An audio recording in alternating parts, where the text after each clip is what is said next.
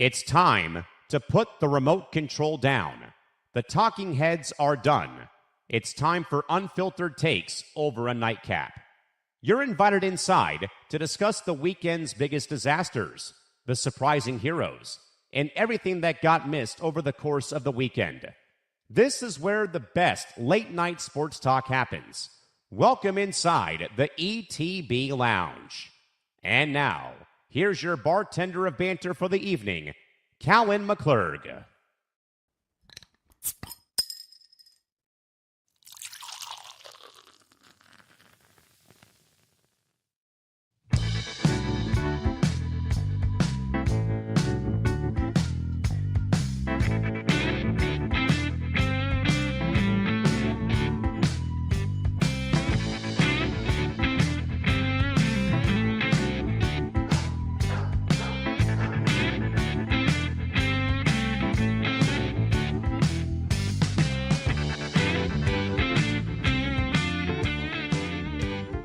All I gotta ask is, Canada, who's your daddy now? 46 years of waiting, 2 overtime thrillers, and a mountain of Italian gold.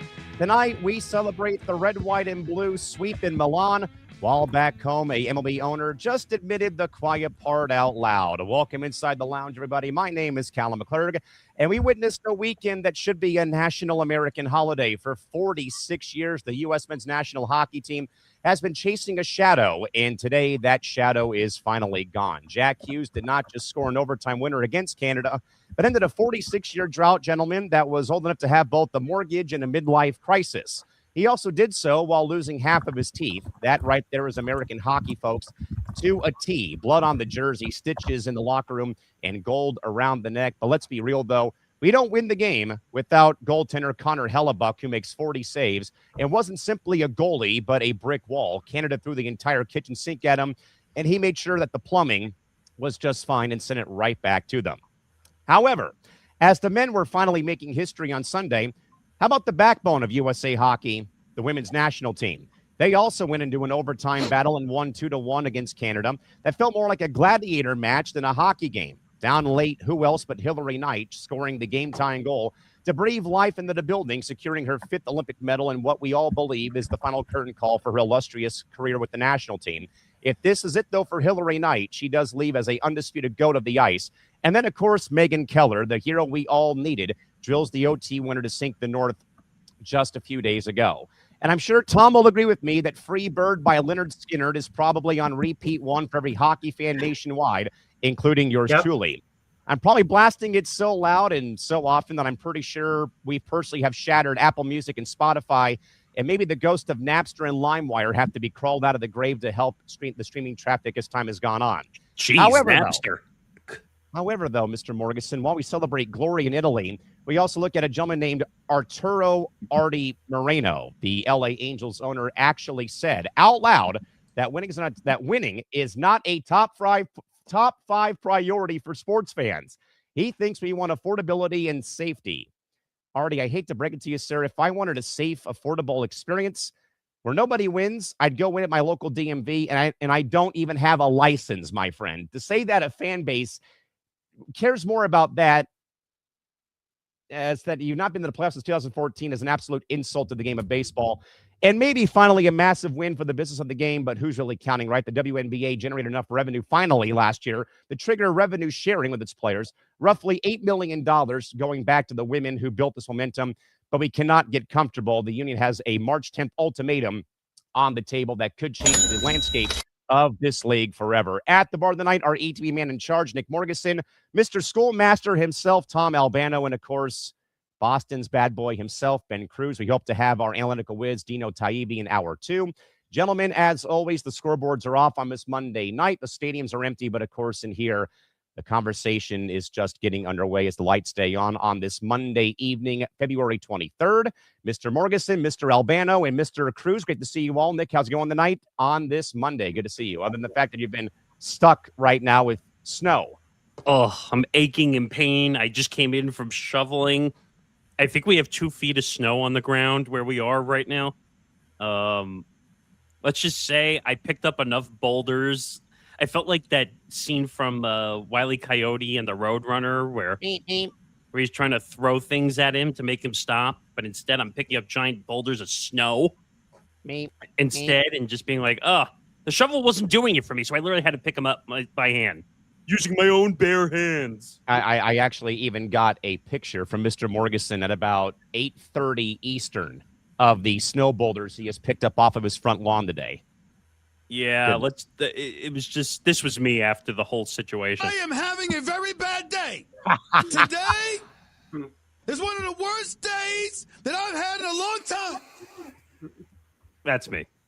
Mr. Albano, we thank you for joining us, even though that the school district got closed today. But I know that you and I both, and of course Ben was also glued to our TVs. I was on my way to Disneyland yesterday morning for a day at the park, and literally texted a few friends saying that me and my friend Matt scared the entire tram when Jack Hughes won the game for Team USA yesterday morning. We're great to see you, sir. How are we doing today?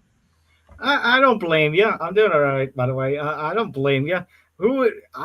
I didn't realize what had happened at first. I didn't realize that the puck had actually crossed the goal line and into the net.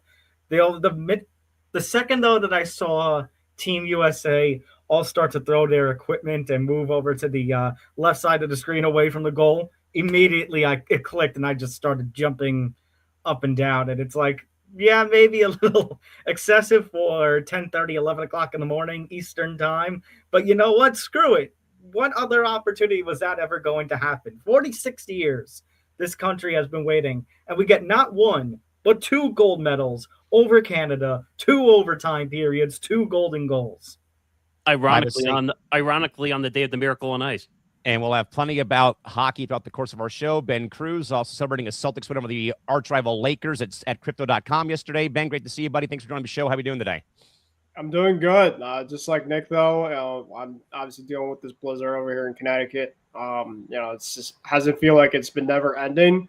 But what's never ending that I do love is the Canadian tears that I'm seething from the post USA victory. And that makes it a extra gold medal in my mind as of right now, because I watched this game by myself and the raw emotions back and forth. I told Nick this yesterday, and you guys might be thinking I'm crazy, but I was more worried about this game than I was with the Super Bowl of my own football team. That's pretty much how much I wanted this over Canada. Just don't tell Sean Marash at WFAN that apparently he's not allowed to root for Devils players because he's a Ranger fan. You got to see.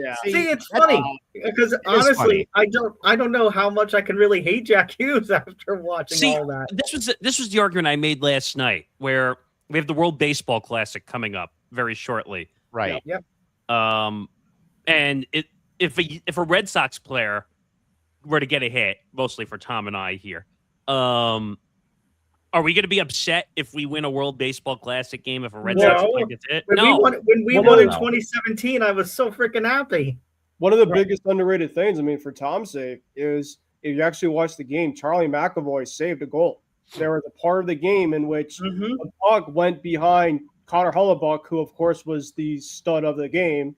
And I feel like that kind of play kind of goes unnoticed because there were so many other different types of situation plays.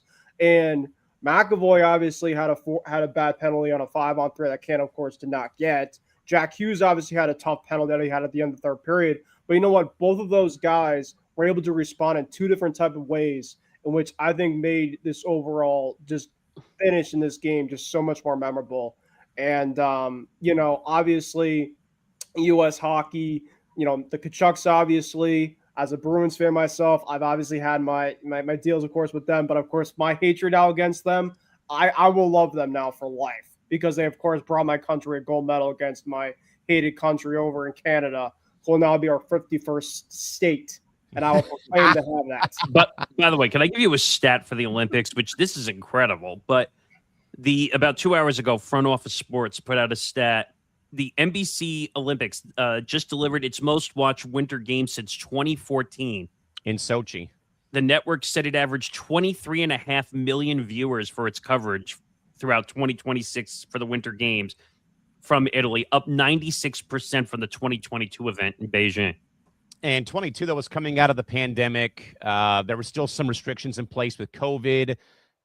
With COVID, I think there was still some fan things too that they were allowed and not allowed to do as well. The quarantine rules. And here, though, in 2026, though, I think Italy was a great host for the event. Yes, there was some controversy, as there always is, though, when it comes to, the political football being passed around. Also, the most successful Winter Olympics on record for gold medal wins by Team USA, with 12 of them, and over 63% won by female athletes, of course, including Team USA hockey. We, of course, had figure skating. Lindsey Vonn will have more about her and an update on her condition a bit later in the show. As well, Christy Wilson, also wanted to point out Alyssa Liu. We'll have more about her, though, momentarily as well. Tom's already been kicked out because of his tech problem, so we'll hopefully get him back here. I didn't watch all of the Olympics because, again, I'm more of a Summer Olympics guy than a Winter Olympics guy. Like, especially because we know more of the named athletes in the summer than we do in the winter. But some of the sports just made me scratch my head. Like which is the one that's on the stomach? I always get that one confused. Skeleton. But now they had like a double skeleton. They had double skeleton. They had double luge. They had relay races for both those events too. Wouldn't that be uncomfortable to have to lay on top of somebody and then have to slide down? No. I can't even picture that. And then just some of the awkward stories, which Brendan and I talked about last night from the Olympics, including the hydraulic acid situation with the skiers. I forgot who said it last night. But one of the it might have been Yosef, actually. I think it was Yosef, yeah. Who said just take a blue chew, you'd get the same situation. Yeah, there's something about the acid part of the hydraulic acid being syringed into a certain part of the body we don't like talking about. Yeah. But I thought that was a great headline. Of course, no one can say whether it was true or false or not. And then, of course, you have which country was it? The guy who cheated on his Norway. The Norway athlete who, after he won a bronze medal, thought it was brilliant to admit on a live mic that he cheated on his girlfriend. He wanted to commit social suicide in order to bring up how much he actually loved her and appreciated her and was sorry for what he did. Yeah. Does bad timing ring a bell there? A dumbass. Yeah. I mean, what do I know?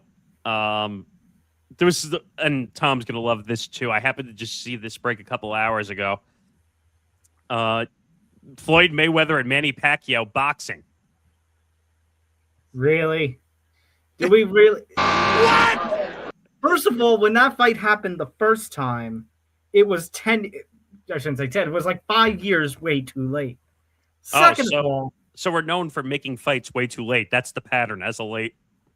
Welcome to combat sports. Second of all, I'm sorry. What? Go from fighting Mike Tyson in an exhibition bout in the Congo, and then you're going to go and fight Manny Pacquiao, who has still been active, by the way. Yes. Actually was retired at one point, returned to competition, actually went to a draw with Mario Barrios, who just lost his WBC title. To Ryan Garcia. A couple of days ago, right? I can't stand him. And now you're going to try for 51-0 or 52-0, whatever it is, against Manny Pacquiao. I don't know. Dumb. Like, I guess this is just going to Netflix's strategy of, going after the big names. It's a retirement home. You know what? Yeah. I think I've finally had a bone to pick with the UFC and also MMA in general. Just this fight in general with Rousey and Serrano, which I guess I'm the only one on the boat. Gina Carano. Carano. Sorry. But I think I'm the only one so far who thinks Carano is going to win the fight. Yes, you are. No, because I think Ronda's is gonna fall under the pressure like she did her last two fights. Carano hasn't fought in 17, 18 years. Okay, and Ronda's 10. I mean, they both haven't fought in eternities. Like, I just think of that SpongeBob scene, One Eternity Later. Eternity later. Yeah. And the skeletons are sweeping the floor of the Krusty Krab. Yeah, I just don't see that. I don't think that. I think that, what was it, 5-minute rounds? Yes. They were saying. I don't think that even goes 5 rounds. I don't think they're physically going to be able to go 5 rounds. First round knockout for somebody. No. Rousey's gonna catch her in an armbar or something and submit her. It'll end in the first round, and everyone's going to go home heartbroken. I'm going to laugh again when she gains all the notoriety and all the pressure's going to be on her.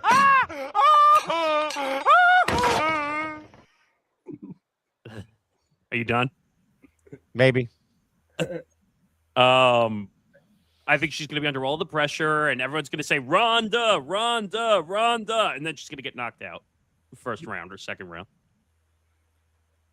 It'll be over in 30 seconds, and then Netflix will be like, well, we paid all this money for this, and the fight's over in 30 seconds. What a waste. What the hell are they going to put on this undercard, though?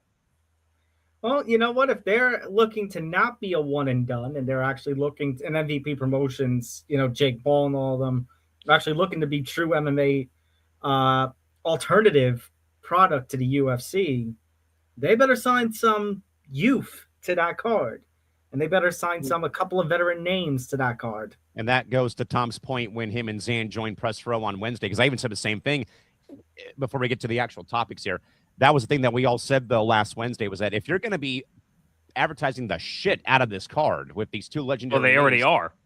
Well, my point, though, to that was you better start selling your future to your fan base when this thing rolls around on May 16th. You know what name I did hear?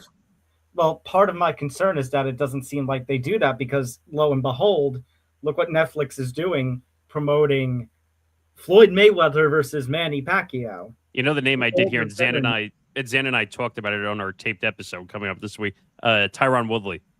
Ooh. Yeah. That was a name we had discussed. Which, by the way, the press conference that was scheduled next Wednesday or whenever it was, actually got pushed back to next Friday because of weather concerns here in New York. Just in our area in general, because now they're talking about there might be snow on Wednesday. There might be Thursday. Snow on Thursday and Friday, maybe next Tuesday. What? Oh, and they're talking about like actual snow, not just passing snow, like another. Well, the ones for the rest of this week, maybe a couple of inches. Next Tuesday, there's already rumors of another nor'easter. No, don't say that. Make it stop. This storm was not even supposed to hit us. It was supposed to be like 3 to 5 inches. I'm turning 30 a week from today. The last thing I need is to have a nor'easter. You're just going to be stuck inside your house for your birthday. Happy birthday. Emotional damage. What'd you Is get this for going to be the weather? Is this going to be the winter weather version of COVID? Yes.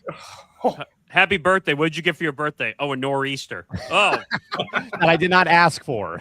I did not ask for this weather. Bring me summer. By the way, especially because it's not my personality, I will make one political statement and that's it. Screw you, I'm Donnie.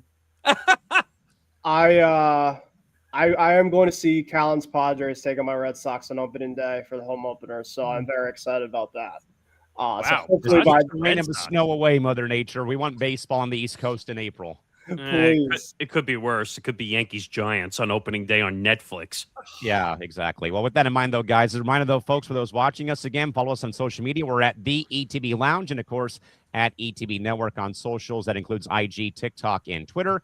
And, of course, subscribe to us over at youtube.com/ETB Network as we continue our chase towards 4,000 watch hours as we ever get closer to that milestone here on ETB. All right, gentlemen, into our round of takes after the opening salvo this evening. Of course, guys, our biggest win on tap goes to where else? Team USA men's hockey over Canada 2-1 in overtime. Jack Hughes ends the 46-year drought. Connor Hellebuyck was the MVP with 40 saves. Canada without Sidney Crosby, leaning heavily on the rest of their gang because of the Crosby injury. Supper versus Czechia, leaning heavily on McDavid, Macklin Celebrini, and, of course, Nathan McKinnon in this. Tom, I'll start with you with this one. Does Jack Hughes now own the single greatest moment in American hockey history, or is Connor Hellebuyck the only reason that all four of us on the show tonight aren't crying into our Budweisers and Bud Lights on this Monday night? I think both things can be true. I don't think this is a case of mutual exclusivity. I think it's true that Connor Hellebuyck was the reason for the victory, because if he does not perform in the way that he does in goal, if he doesn't have one of those gritty old school goalie nights where he's trying to stop literally everything in sight and almost did, with the exception of that one goal, then we're talking about another year where Canada bests the US in the Olympics and Canada gets another gold medal. Having said that, all credit aside to the 1980 team, because obviously it was a different time period. You didn't have the professionals. That was the college kids that were playing. It was the true underdog story. Plus it was also a round robin format. So just because they had best of the Soviet Union did not mean that they were going to win the gold medal. There's a story that they could have still walked away medalist even after that win in the Soviet Union. So in terms of the road to get there, it's still the 1980 Lake Placid team all the way.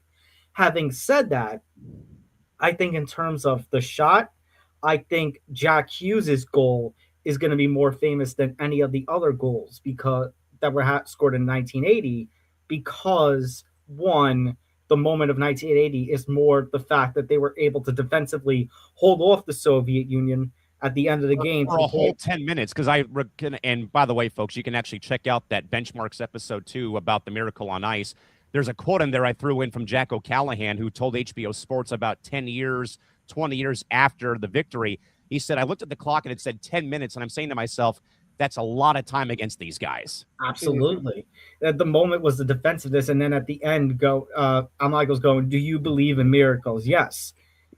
But for Jack Hughes, it was a golden goal, overtime, game winner. You don't set yourself up for anything like imagine that had been the Stanley Cup. Imagine that had been a Stanley Cup game winner. Like, that moment would be replayed on NHL broadcast forever and ever and ever. Tom, I was going to say a certain game-winning goal, but I don't want to offend the Ranger fan base out there from 2014. But by the way, I just came across something really odd, and Yahoo Sports just posted this about 40 minutes ago. In the movie Miracle, which I think you referenced in the Benchmarks episode, right? Yes. So in the movie Miracle about the USA's 1980 Miracle on Ice team, one of the players cut was named Jack Hughes. Yeah. Yep. And moment. And Yahoo wrote the script writers went crazy with this one. Well, the even more crazy thing is I wonder what his number was. If he was wearing 86, that would have been something. But they do show though these Craig Patrick ripping the tape of Hughes's name off the locker though during one of the scenes where they're going through the roster cuts in the movie. It's 21 in the movie. That's crazy. Yeah, that is pretty poetic. But Ben, I think though you referenced though in the opening salvo very much that there were a couple of turning points in this game. Again, I watched this whole game as everyone else did, getting up at 5 o'clock in the morning Pacific time to watch the game on NBC. But there's a couple turning points though. As you kind of said though in a way, Canada gets a 5-on-3, doesn't score. They get 2 shots on goal for 4 minutes of penalty time, or just about 4 minutes of penalty time. Then there is the save made by Hellebuyck. It's become, front page news of him denying Devon Taves in the crease, paddle of the goal stick on the puck, knocks it away. That kept the game tied. And obviously, of course, the celebration ensues, though. But I think, though, Ben, there are, though, just those few moments. And I think that, everyone here who's watched playoff sports knows that every game, every series gets defined by one moment, or in March Madness's case, one shining moment. Ben, what probably would you say is that one big moment? Is it the Hellebuyck save, though, that everyone has seen now of him denying Taves on his doorstep, or killing off the 5-on-3 power play where that game could have gone south in a hurry? I mean, you can make an argument, obviously, for both. But for me, I think it was the Hellebuyck save on Devon Taves, because it was pretty much the biggest chaotic part of the game. The 5-on-3, the Canadians were down 1-0, and they really took control. They pretty much flipped the ice in the second period, that basically it was going to be inevitable that they were going to score at least at some point. And obviously it was almost going to be pretty much a miracle if the U.S. are going to be able to kind of get out of that period, only giving up 1 goal, given what the power play unit that Canada has. Obviously, it's video game number type of power play units that you're going to see, and arguably could go down as one of the greatest power play units potentially in Olympic history when it's all said and done because of that type of talent. I mean, Macklin Celebrini is 19 years old. That guy's an absolute superstar in the making. You have Connor McDavid, who is obviously the greatest, arguably one of the greatest goal scorers, of course, coming in. You have Callan McClurg, who's, of course, arguably one of the best defensemen in the league. And, that's obviously not saying pretty much everybody else. I mean, Nathan McKinnon, gross, right? So the U.S. basically, did they have obviously the better talented roster? No. But what did they have? They had the two most important things being able to have a chance to win this game: goaltending and defense. And that specifically was a big factor. Of course, the Jack Hughes play in overtime, and I'll talk about this as well, that the Jack Hughes defending Connor McDavid on basically when he pretty much had that rush twice, but on the second time. And then when Zach Rowinski passed the puck to Jack Hughes, it wasn't the best pass. This was, of course, the pass defensive end. And Jack Hughes essentially got one stick over to get the U.S. a chance to get in the offensive zone. If Jack Hughes does not get that puck over, that's basically a 2-on-0. That's pretty much a turnover, and we could be sitting here having another heartbreaking ending. Who knows if Connor McDavid, of course, replays, the Four Nations, of course. But I just think, Connor Hellebuyck was just unstoppable. And I think in the 5-on-3, my confidence level in our goaltending was on that part, was the 5-on-3. Because there were a couple chances that Canadians had that it was like a shooting gallery. It was just like boom, boom, boom. And Hellebuyck, just with his size, with his stick, with everything, he was up to the challenge. And a lot of people were talking about the Four Nations. Was Hellebuyck ready for this moment? Of course, in the Four Nations, he was good. But, of course, in terms of his overall career, he hasn't really had that big, generic moment yet. And this, of course, was with millions of people watching on the biggest stage against your rival country. And to get this job done, without him, this game was going to be beyond a blowout. I really do. And I like me some Jeremy Swayman, but he was not going to get the job done in this game with the way that Canada was basically playing. So we had the goaltending, thankfully. We had the defense. And Jack Hughes, a lot of his career in this game in terms was his defensive lack. And he came up big. The Four Nations, he really wasn't that great, but in this part he was. And there was a couple other guys that were really good in the Four Nations. A guy like Jake Gensel, a little more disappointing. Maybe a guy like, Matthew Tkachuk, at least offensively, a little disappointing. But it was a whole unit. It was a whole bond. And another reason, too, and Callan, you probably saw the mic. Obviously, I put a lot of U.S. stuff in my story, was Brady Tkachuk on the bench saying, guys, believe, like we are going to win this game. And it meant so much to this team. And so it pretty much was just the defense and the goaltending. I think it was more Hellebuyck, though. I mean, he basically stood on his head. And, to me, he was MVP in my eyes. Nick Morganson, obviously, Canada has always had Team USA's number. We look back at 2010, how Team USA lost that game in overtime with the Crosby game winner in Vancouver. Ryan Miller stood on his head that whole afternoon. They get the game-tying goal in the dying minute of regulation just to get the silver medal. They lose in 2002 on home soil at Salt Lake City to Canada. And, it's been building to, it's been like a building crescendo about the big game curse. Like, you could always get there, you never win it, and that was kind of in a way a bit of, more. Yeah. Along with the Four Nations, too, which also came to mind. But I think, though, Nick Morganson, you probably watching this game, you probably watching highlights, for the lounge on Sunday or even for today. As you're watching this game, though, Nick, what's going through your mind, though, casual hockey fan watching this game in New York, though, early in the morning, and then obviously watching Team USA finally win a gold for the first time in 46 years at the Olympics? I mean, what's incredible is, number one, we've never had the men's and the women's both be U.S. versus Canada. That's never happened before in gold medal games. So that was a rarefied air to have them. And not only it was both teams, but it was, it was in the way that it happened. It was Yes. in overtime. Both teams go to Same OT, and period. both teams have the same score of 2-1. Yeah, I mean, it was breaking their hearts, which was first the of most all, cherry on top part. the women absolutely beat the crap out of the competition until the gold medal game. 34-2. By the way, 34-2. They outscored their opponents in the 6 games or 7 games they played. They were averaging 5 goals a game, I think, at one point during that run. Now, did they have a little help in the first round? Unfortunately, due to the norovirus situation, they did. But that's not taking anything away from them. They dominated the whole entire tournament there for the Olympics. The men, they needed to fight a lot harder. The competition was stiffer on the men's side. So they really had to fight. The Jack Hughes goal felt cinematic a little bit. Good way to put it. Watching it. And it just felt like one of those moments where, and this goes back to what I was saying earlier, like where Sean Marash from WFAN was trying to turn it into a Rangers versus Devils debate. Like, screw the fan debate. When you're at the Olympics, I give 2 shits about fan debating. Like, when you're on Team USA, you play for your country. You don't play for a team. Like, I don't understand. It's understandable to have mixed feelings because, like, I think of the quarterfinal round where scoring, I think it was for Finland, Mika Zibanejad. For Sweden. And then Quinn Hughes wins the game in OT. Right. You know, it's funny. It's like I'm annoyed and I'm thinking to myself, oh, man, the U.S. could get eliminated. But at the same time, you know, I can have a little solace in the fact that it was a Ranger that scored, but I still would have been upset.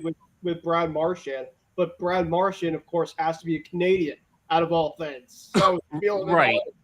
But my point is, like, that whole thing, get off the soapbox. No one cares about fan bases during the Olympics. No one cares about fan bases during the World Baseball Classic that's coming up. No one cares. You're out there to play for your country.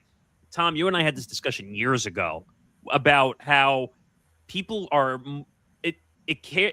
it's more important for the Major League Baseball players to play for their flag than it is to play for their team. Well, I think it's also just the fact that, you know, the World Baseball Classic is the World Baseball Classic. We can have a debate about that, but the Olympics are the Olympics. It happens every 4 years, and it's the only chance where you get to have I shouldn't say the only because there are other tournaments and stuff, but it is the world stage. It is the world stage.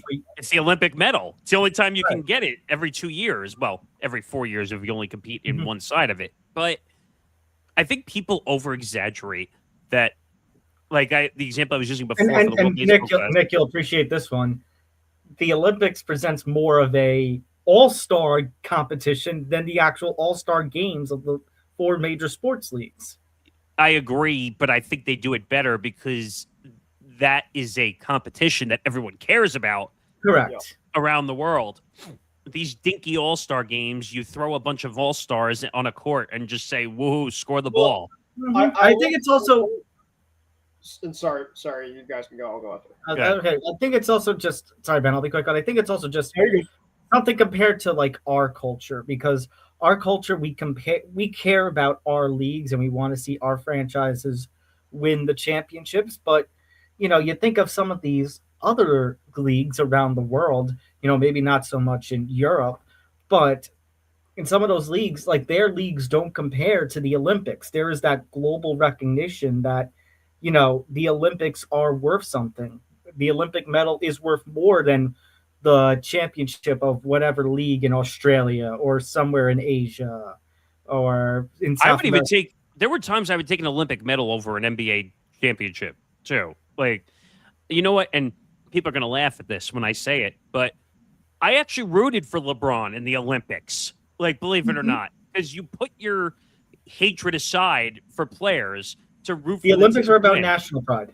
Exactly. So the biggest thing, and I had 2 things, of course, kind of counterpart. So in terms of the Marash stuff, that when you're obviously you're a fan of in terms of a certain team, there's so much attachment to people actually just going for the actual player than the team itself. And to me, I get it. Of course, you could be, of course, Nick and Tom are Yankee fans. Of course, Aaron Judge is the guy, right? That's fine. You're, of course, going to be attached to a player like that that brings you success. But like for me, of course, one of my favorite players was David Ortiz or Rafael Devers or Mookie Betts. Right. Yep. But the thing is, yeah, of course, does it suck if guy leaves or that? Like, yeah, of course, you're attached to them, but what's your fan part? It's the team. I'm a Red Sox fan. This is essentially what I wear on my shirt. Well, it's funny you say that, Ben, because I think of when the All-Star game actually meant something. Maybe because we were younger, or because MLB had that silly stipulation about the winning side getting home field advantage in the World Series, Which was so stupid. Yeah, but my point is, in the All-Star game, we're going to root for the league that our team is a part of, and even though the Yankees and Red Sox are rivals, they are two key teams of the American League. So that one night, yeah, I'm going to be rooting for insert Red Sox player here because he represents the league that my team represents as a part of, and I want to see win. Yeah. True. I mean, I don't know.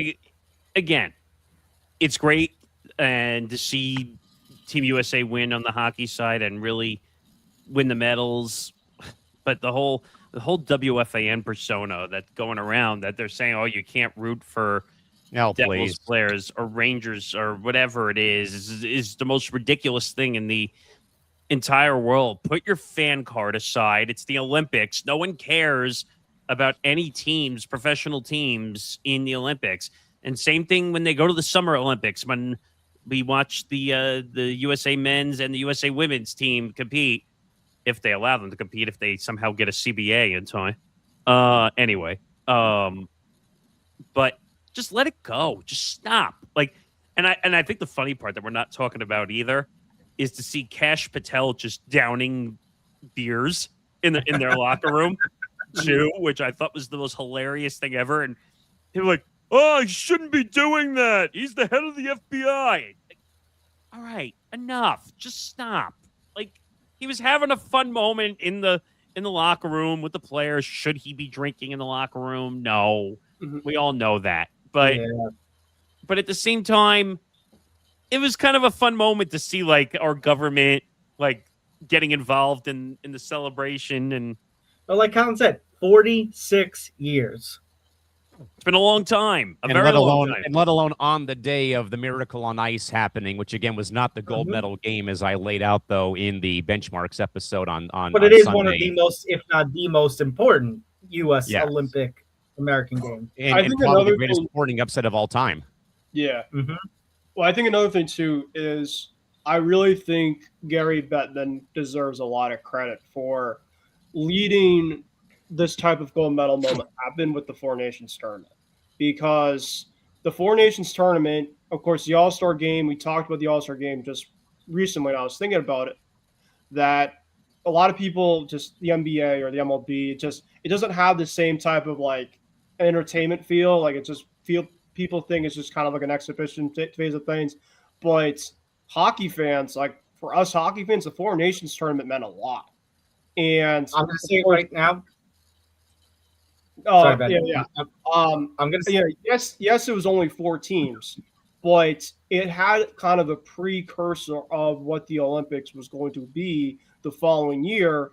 And I mean, for me, there's a lot of guys on the USA team that I root for because I'm a part of the country.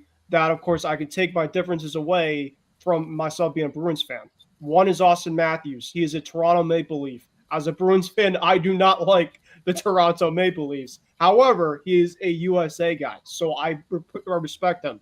Another guy, Matthew Tkachuk. Matthew Tkachuk's a Florida Panther. The Florida Panthers have beaten us countless times in the Stanley Cup playoffs previously. So, I just kind of take my bias away, and I'm very happy for this group because they lost in a heartbreaking way, but I think it also motivated them to come back the following year to do it on the bigger stage. And I wanted this matchup. We got this matchup, and both sides, the men's and the women's, and they both got the job done in the most memorable way possible. And I think that's what makes it the best for this overall country. we'll talk about the women's final in just a bit, and the women winning gold again in their own spectacular fashion in a few minutes' time here. Here on ETB Lounge. Dino Taibbi now joins us. Dino, maybe any thoughts to pass along regarding men's hockey for Team USA finally ending that 46-year drought and ironically enough winning gold on the anniversary of the Miracle on Ice from 1980? Yeah, definitely a huge victory for USA hockey. They, Canada's definitely had our number recently. And there's no doubt that, like, looking at the two teams on paper, I would say Canada definitely had the players that, you recognize more on a name basis, like Connor McDavid. And the fact that the USA was able to win this game is definitely huge for them. And hopefully it just, gets the team back to where, back on top to where they really would want to be.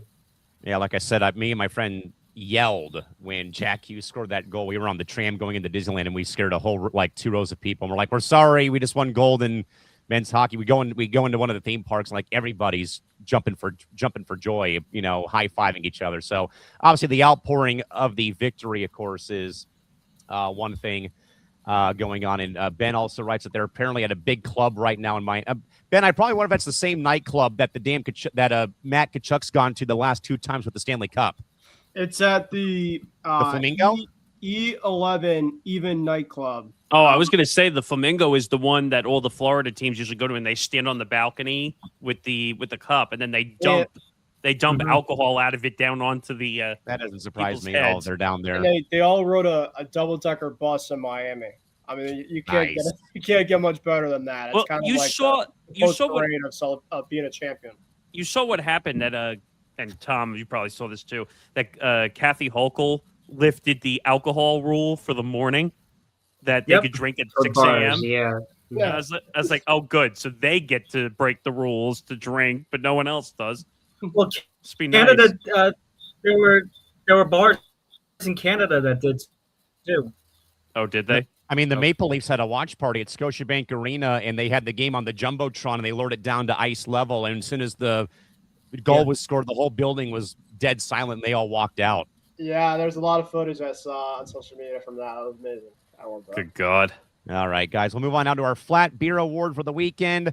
Artie Moreno's priority comments have made it onto the Flat Beer Award. The LA Angels owner had told reporters over the weekend that winning, he says, is not a priority in recent done fan surveys. What? Ranking affordability and safety higher than winning. This comes after a decade of missing the playoffs with both Mike Trout and Shohei Ohtani. Nick Morgeson, should the league force a sale when a owner explicably admits that the product on the field is a secondary concern from the owner's box? I mean,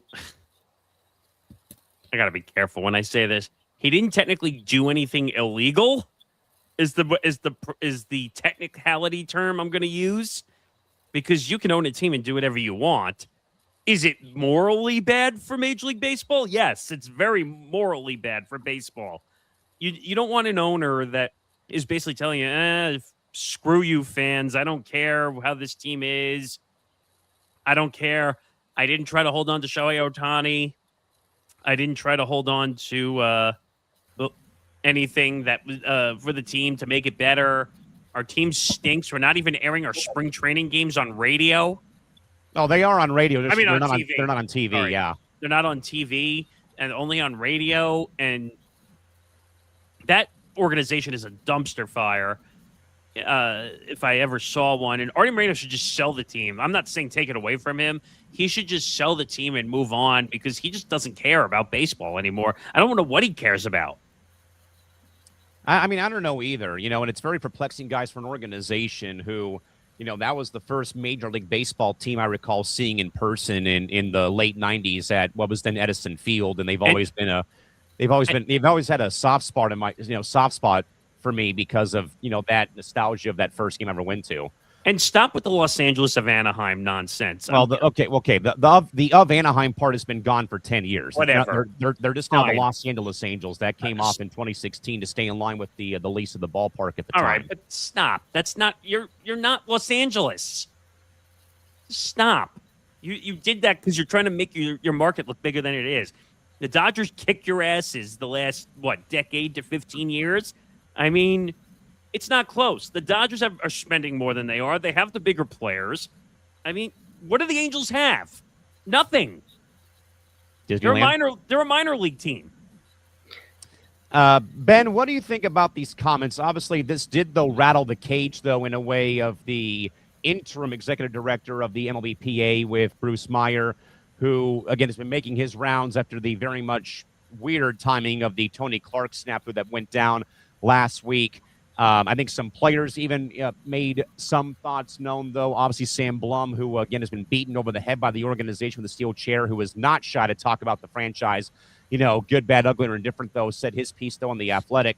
Ben, are these comments, though, from Artie Moreno concerning, though, for where the franchise is right now, but also about the game as a whole right now as we enter a new season with, again, so much uncertainty coming down the pipeline? Yeah. I mean, as a Red Sox fan myself, I mean, our ownership, of course, has gone through some tough last couple of seasons, moving on from some franchise keystone players. And so for me, I really was just like, wow, like, this is terrible. Like, this is never going to end. But then I look at a couple other teams and I'm thinking to myself, well, I'm like, it could be a lot worse, right? And Angels, A's, the Rays, the Marlins. Yeah. So Pirates. Yeah. So, like, and this is unfortunately for the Dodgers standpoint of things in terms of like when they sign players, like in terms of the other type of team saying, well, let's look at them sign all these type of players. Unfortunately for like small market type of organizations, like sometimes they're just not doing themselves any favors. And things like this for a guy and the Angels standpoint of view and a big market type of city, funny enough, that's actually competing with the Dodgers as the other LA team, basically saying, well, we don't really care. We have other things basically on our mind. I mean, the Red Sox and things, and of course I hate to, of course, focus on my team and theirs, but like the Red Sox with John Henry and their ownership, they, of course, are the Pittsburgh Penguins. They had Liverpool. They had some other things that a lot of our fan bases are maybe thinking that they were looking at there instead of spending money on the actual organization that has won four World Series this century. So in a way, in a sense, I definitely kind of know like how they're feeling, except of course they have not had a sustained success with winning, but they have one of the best players in the league, unfortunately, that is just getting rotten there. Mike Trout. Of course, Mike Trout is, of course, a player that was once looked at as potentially the next guy in baseball. Unfortunately, with him and injuries and stuff like that. So you would think, with the ownership and stuff, that they would kind of build around that, but it sucks because they're in a city that definitely deserves it, and Moreno is basically saying we're not going to do anything to care about it. And so I think basically for fans, it's the biggest thing though. That's basically for them. They're basically going to look at this and say, well, if you don't care, why shall we? Tom, the Angels last made the playoffs as a division winner in 2014. That was the only time that Mike Trout's made the playoffs, and they were uprooted by the Kansas City Royals, who got on that hot streak after winning the one-and-done AL wildcard game. And Mike Trout, I don't think, had a hit in that series. I think he struck out a high majority of the time. The Angels didn't even have a win in that series, Callan. And they got swept in 3 games by the Royals. Again, that hot team, as we usually see a lot, though, come playoff time. But, Tom, I do, though, in a way, understand Artie's point, because I recall back, I think, to 2010 or 2011, right after the club got sold by the Disney company in 2005, when Artie bought the franchise and obviously made the name the LA Angels of Anaheim to tap into the LA media market money. He was a billboard mogul, so they had all these billboards made in LA itself, that red city of Angels with the Angels word mark on it. They obviously went to the LAA abbreviation as they have for the last 10, 15 years.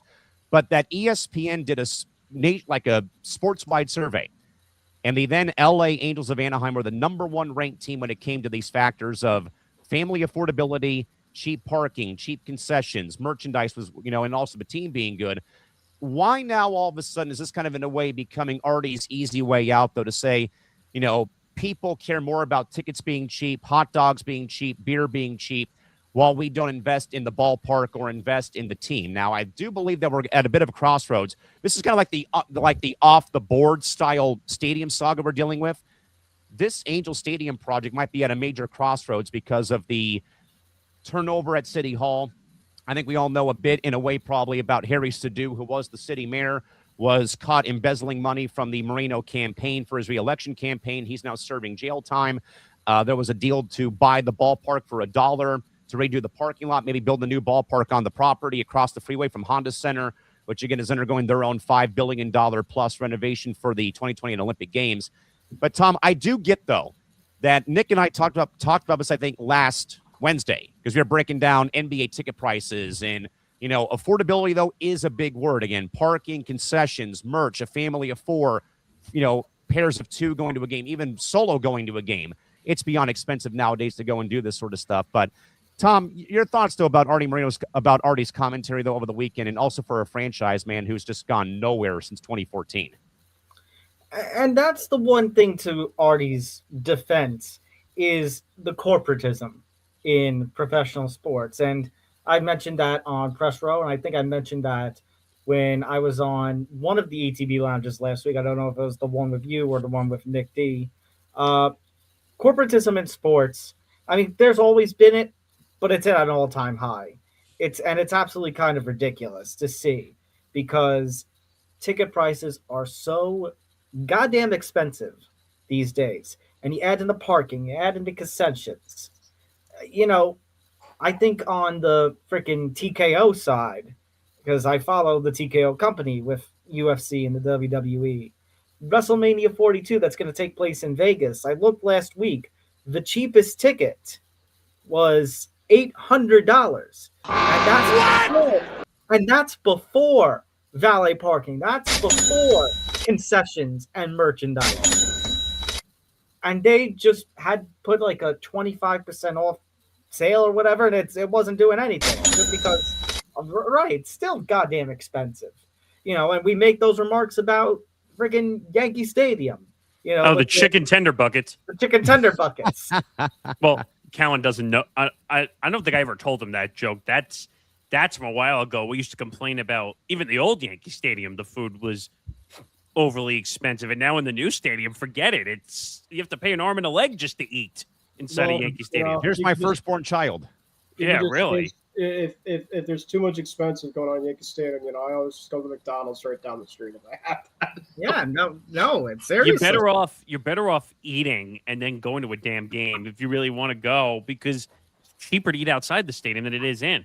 It's cheaper for me to tailgate at a soccer match instead of buying food inside Snapdragon Stadium for SDFC or for the Wave. We're doing, because of what Callan told me about the tailgating, we're going to be doing a whole benchmarks episode on all the great tailgating teams, like where they do all these great cookouts and stuff. And the one that he goes to when he goes, what is it, at Snapdragon? Yeah. So when he goes to see the team in San Diego, he said like that. What do? They just put out a menu, and then all they pretty much ask for is like a small little contribution to do it for every game. I think we did a nacho bar this past Saturday versus Montreal for my chapter. But they do it like completely outside the stadium. You said it's like a chapter, like in a sense. Yeah, right? This is literally like an NFL Sunday for us now because of the NFL being gone, and now it's with Major League Soccer.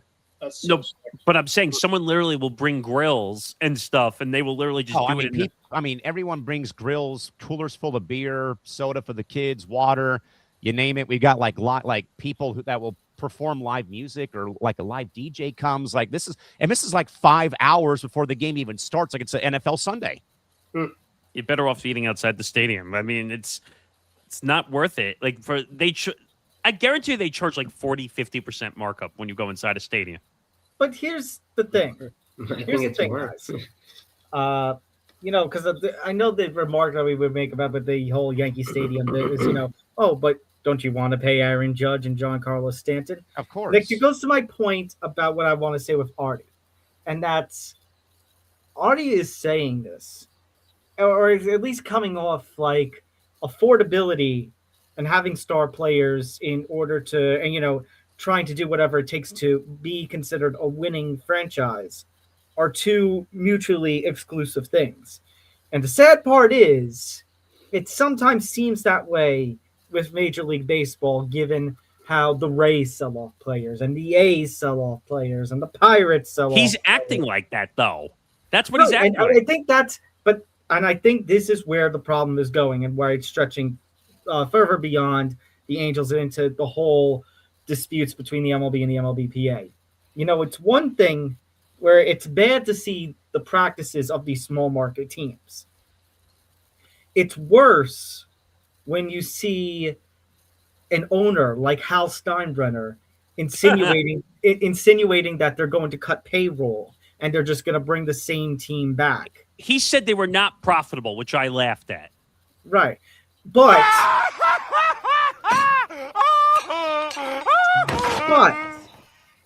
it's insulting when you have a major market owner like Artie Moreno wants to portray. You say, oh, they're actually Anaheim. Yeah, but with the Los Angeles tag, you're going to represent the big market city. Exactly. That means a big market franchise owner is admitting, hey, I don't want star players other than my Mike Drought because, hey, I want to keep ticket prices affordable.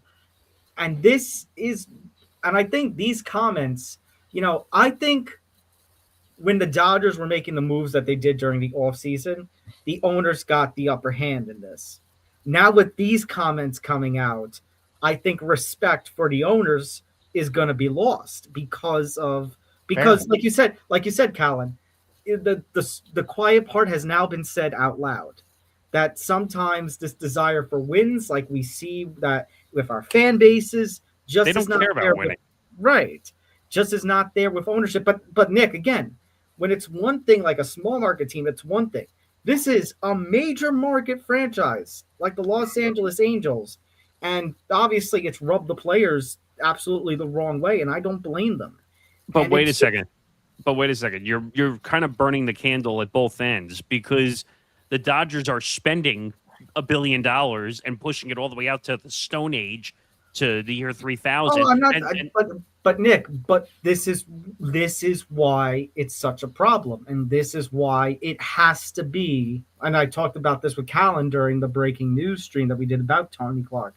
This is why it has to have the floor and the cap, and all 30 teams have to be in a vacuum. Well, here's the other thing that blows my mind, and I looked it up too. Artie Moreno has a net worth of $5 billion.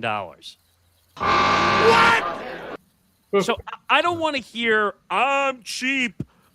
He could have kept Shohei if he really wanted to keep Shohei. Well, Nick, hold on. And this is the bigger indictment, and it goes to that team. If this is your philosophy, then when you had Shohei Ohtani on the last year of his contract and the Angels weren't doing good, why did you not trade him? You could have gotten a massive effing haul. They probably could have redone their whole team off that trade if they wanted to. Absolutely. You know why they didn't do it is because of the malpractice of the front office. Well, their front office is a mess. I mean, look who they signed. They signed a 1-year deal for their manager. What is and his excuse was the lockout. Don't give me that excuse. You knew we had lockout issues. You knew we had business issues. You sign a first of all, have you ever heard of a manager that signs a 1-year contract in any sport? Let alone it's a 1-year deal for a rookie manager in Kurt Suzuki who's never managed before. Well, everyone was saying the logic was, he's just happy to get a managerial job for 1 year. That's so English. How do you judge someone who's a rookie manager in 1 year? You don't. You can't. You can't. But Artie's had many issues though in the past. He's gotten in trouble for many things in the past. Just add this to his ledger of, I don't give a shit about my franchise anymore. I was going to go further before I give Dino the floor, though, was not just that. I think, though, them getting burned on bad contracts. Vernon Wells, Josh Hamilton. Albert Pujols. Those three come to mind. Those are the main three that come to mind, though, for me. But, Dino, How about your thoughts, though, about maybe hearing an owner kind of already conceding victory for the upcoming baseball season when it comes to these comments made by Angels owner Artie Moreno? Yeah, it just doesn't look good. I mean, whether that's the way you want to run a team or not, that's not something you should ever say publicly. I mean, you're in a competitive, you own a franchise in a competitive league, like the highest competitive league of that sport. So coming out and saying, oh, winning is not a priority, like that's just something you should never say out loud. Just keep that to yourself. If that's, yes, he brought up some good points. Yes, of course, there are families that go to the game and they want stuff to be affordable, but your goal as an owner should be to do both. You want to be able to win and provide an affordable product. And, he's basically coming out and saying, well, we can't do both. We're going to prioritize affordability at the cost of winning. And that's something that, true fans of the team want to win. If you're going to follow a team and be invested in that team, you want the team to win eventually.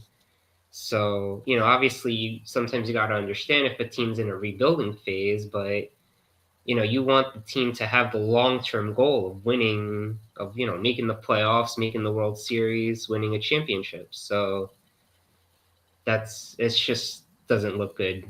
Well, to Dino's point, I'm trying to figure out who it was that said, Ken Rosenthal. He was talking on foul territory. What? No, because he actually makes a point. No, that's not why I'm laughing. Callan doesn't like Ken Rosenthal. All right, but Callan, listen to me. I'm all ears. Okay. I'm all ears. Artie Moreno said that what he said was the result of a fan survey. I agree with Rosenthal what he said on foul territory. If that's the case and it's driving up all this controversy, you have all this tension between the union and the league and all the stuff going on with this team, release the survey. Show us the survey. Because I get Angel ticketing emails from MLB.com, and normally they'll probably give you a feedback survey from your game experience. You really think they use those? I don't think they use those. Nick, that's what I'm insinuating, and I think that's what Rosenthal was insinuating, that he's lying. No, I get it. First of all, they're not going to be able to force him to sell his team. They're not going to be able to do anything. The owners. Because the owners would have to vote in majority. We all know the owners are a club. They don't do anything. Well, Nick, if you want to talk about a ballsy move and something that goes into your territory. Well, you're going to say Donald Sterling, right? No. Oh, okay. Yeah. Okay. Yes. To that point, yes. And Artie Moreno, based on what he said here, he's not doing controversy like a Donald Sterling. This is just cheap owner practice, which is very common, unfortunately, what we're seeing with Major League Baseball and certain teams. It's just a shame that a big market team is operating in this way like a small market team. Having said that, I know this is not something that is going to happen because A, this player's personality, and B, this player's contract. But I think the biggest statement that the players could make in terms of protesting Artie Moreno would be if Mike Trout walked into the office and said, trade me. It's never going to happen. They're not going to be able to trade. I agree with you. Nick, but I'm saying that not as a move. I think Callan said as a move of protest. Like if that's not your priority, then trade. Degree, before we get to the top of the hour and get to our next segment, the Clippers players protesting by having their shirts wrong side out during the playoffs in 2014 to protest Donald Sterling the day before he got the ban and the fine from the NBA. Well, okay, I got to step in partially because those are two completely different situations. I know they're two different things, but there would have to be some kind of a player revolt in some way. And with this comment, these comments coming out. But wait, we see that the players could revolt a million times against the owners, and it's not doing anything. Nick, I completely understand that, but that would be a statement to the media of, no, I agree. Our owner is basically bullshit. No, I agree totally. I just don't. We've seen this before. Look at the Pirates owner who doesn't do shit and doesn't spend. Look at Colorado. Their owner doesn't Nick, spend everything that anything. we're saying here is why I don't think one hit will be thrown in 2027. The thing is that what do the Rockies and the Pirates both have in common? They're cheap and they don't spend. Their stadiums are beautiful, so they should be able to have more people outside of just coming to watch the stadiums be invested in the team as well. Coors Field is one of the coolest stadiums ever. It's just that they both have great backdrops. So it doesn't. It sucks that unless you're a tourist going there to watch games, there's really no outside of that. The actual team itself is terrible. It's just they do what a lot of the owners do. They stick the money in their pockets and they don't spend it. I don't get it. Exactly. And all right, guys, top of the hour here. Go ahead, Gino. I was just gonna say, like with the Pirates, it seems like they always, and the Marlins too. Actually, they always seem to have like these great young players, and then when it comes time to pay them, they just ship them away, and they never try to actually to the major market. Either, but it's the Yankees. I mean, I don't know if we're regretting that trade partially with the Marlins for. We'll see. I don't know. But Miami's never going to compete if they just keep trading away their players once they. Miami used to have Giancarlo Stanton and Christian Yelich on the same team, but they never tried to actually build around them. They just shipped them away. And you know what? The Stanton one they couldn't afford. The Yelich one, I think they actually got right with that trade because he was never the same player when he went to Milwaukee. I won't fault Artie for some of these contracts working out because Pujols was Pujols. That was a ridiculous contract. Josh Hamilton was a major boss. Right, and Anthony Rendon. That's all Anthony Rendon issues. That has nothing to do with the team. Then he became a head case that was his time was coming to an end. Right, but I'm saying that's why the fault. That's on Anthony Rendon. Well, yes, that one. Well, I don't think they're going to have to pay most of that because he chose to stop playing. But I think the Pujols contract. I guess the Cardinals must have known something because they were not willing to give him that 10th year. And in the long run, I think they benefited, even though they didn't want to lose their franchise player. Right. Well, 2 years after they lost their franchise player, they were in the World Series. Yeah, that's what I mean. So I don't think they really cared one way or the other. But what did he make it through half that contract and ended up retiring? I think he got to year 9 before they finally dealt him away. Oh, did they get to year 9? I didn't realize that. But that contract was an albatross from the time he signed it. Maybe year 8 because then he went to the Dodgers for that 1 year. Then he went back to St. Louis and then got to 500 home runs. No, Albert? He got to 700 or whatever it was. But he got to that 700 with the Dodgers. I think. But the count's right. He did go to the Dodgers for a year and then went to St. Louis, back to St. Louis for a year. Because he got home run 700 in L.A. against the Dodgers as a Cardinal. Yeah, I do remember that. Oh, did he? Okay, yep. I remember because that game was on Apple TV and everybody was revolted. All right, guys. We'll get back to the Olympic Games now here and talk about the women's ice rain. Of course, Team USA women's hockey winning over Canada on Thursday, 2-1. Megan Keller, the game-winning goal. This also marked the return of NHL players back over to the Olympic Games. Other big wins, though, came from Michaela Schifrin, Alyssa Liu, and also Erin Jackson as well for Team USA. Tom, I'll start with you again for the hockey part of this conversation again. Obviously, this game was a knockout, drag-out game. Canada scores the first goal of the game shorthanded. They break Erin Frankel's massive shutout streak that she had going on. And that was the only, blip on the radar. And then obviously, I think, of course, though, the game-tying goal, Hillary Knight tips one in from Layla Edwards, ties the game with 2:04 left after they pulled Erin Frankel. And then the pass by Taylor Heisey all the way from the goal line down to the blue line. It's Megan Keller who plays defense, who goes in, dekes around one player, makes the beautiful backhand pass on Renee Desbiens for the game-winning goal to give Team USA their 3rd Olympic hockey medal. Tom, with both teams winning gold in OT versus Canada, as the hockey birthright somehow, some way moves south of the Canadian-American border after 2026? You have to say somewhat, right? The U.S. got the gold medal against Canada in both games, outplayed Canada in both games. Is Canada going to have the talent? Yes. Is Canada going to have the better rosters? Most likely. But at the end of the day, where's the Olympic championship? Where's both Olympic championships? Right here in the good old USA, baby. We're the ones to beat now. Yep. Canada's going to have an international competition Canada is going to have to be the one to fight back and actually take out the king. So here's what I'm going to say on that note. I meant to say this earlier before I started cutting out. Eliminate the NHL All-Star game and competitions completely. Let's just do the Four Nations year after year with the exception of the Olympics. Tom, would you be all for the All-Star game reverting back to the North America versus the world format from the late 90s, early 2000s? I wouldn't mind. I like the Four Nations better, but I wouldn't mind that. Ben, what are your thoughts? Obviously, we all got captivated on Sunday. I was probably a little bit more lenient towards the women, knowing that this may have been Hillary Knight's final Olympic appearance. Again, 5 games, 5 medals, 2 golds, 3 silvers in her career. Still going to be playing in the PWHL from the Seattle Torrent, though. But we talk about the script of the Team USA win, as Nick brought, though. A Jack Hughes gets cut in 80 off the Olympic roster. A Jack Hughes scores the game-winning goal to end the 46-year drought from the Miracle on Ice team that did so in 80. And then, of course, with the women's side, though, it's Hillary Knight ties the game with, I think, 12 rookies on this roster. Caroline Harvey played out of her mind, by the way. She won tournament MVP for Team USA.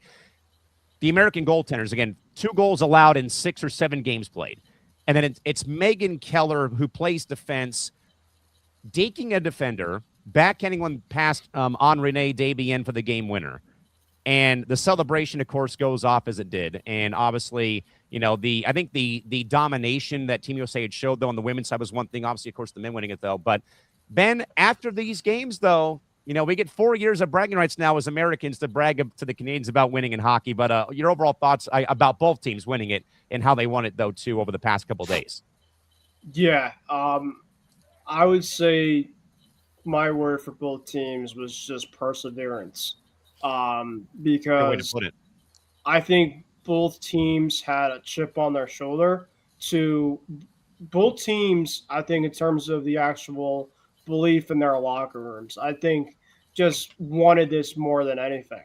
And you could see it through the pre-games, the post-games, and to also see, both teams after winning the gold kind of come together, which I thought was really, really cool to say, because you just don't obviously see that time to time. I mean, Hillary Knight, like you mentioned, Callan, Hillary Knight's going to go down as one of the greatest USA hockey players, let alone one of the greatest USA Olympic athletes to come out of our country for athletes. So what I also really loved too was the way the goals, of course, happened, for both the American, the United States.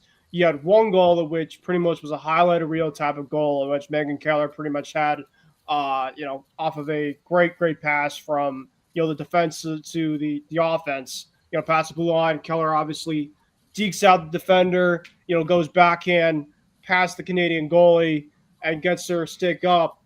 While Jack Hughes, he, of course, gets, the defensive poke check from the defensive end, goes down the ice against Canadians' top guys, Cale Makar, Connor McDavid, and others, right? So, and then, of course, Jack Hughes shoots and scores, but the reaction's did he actually score?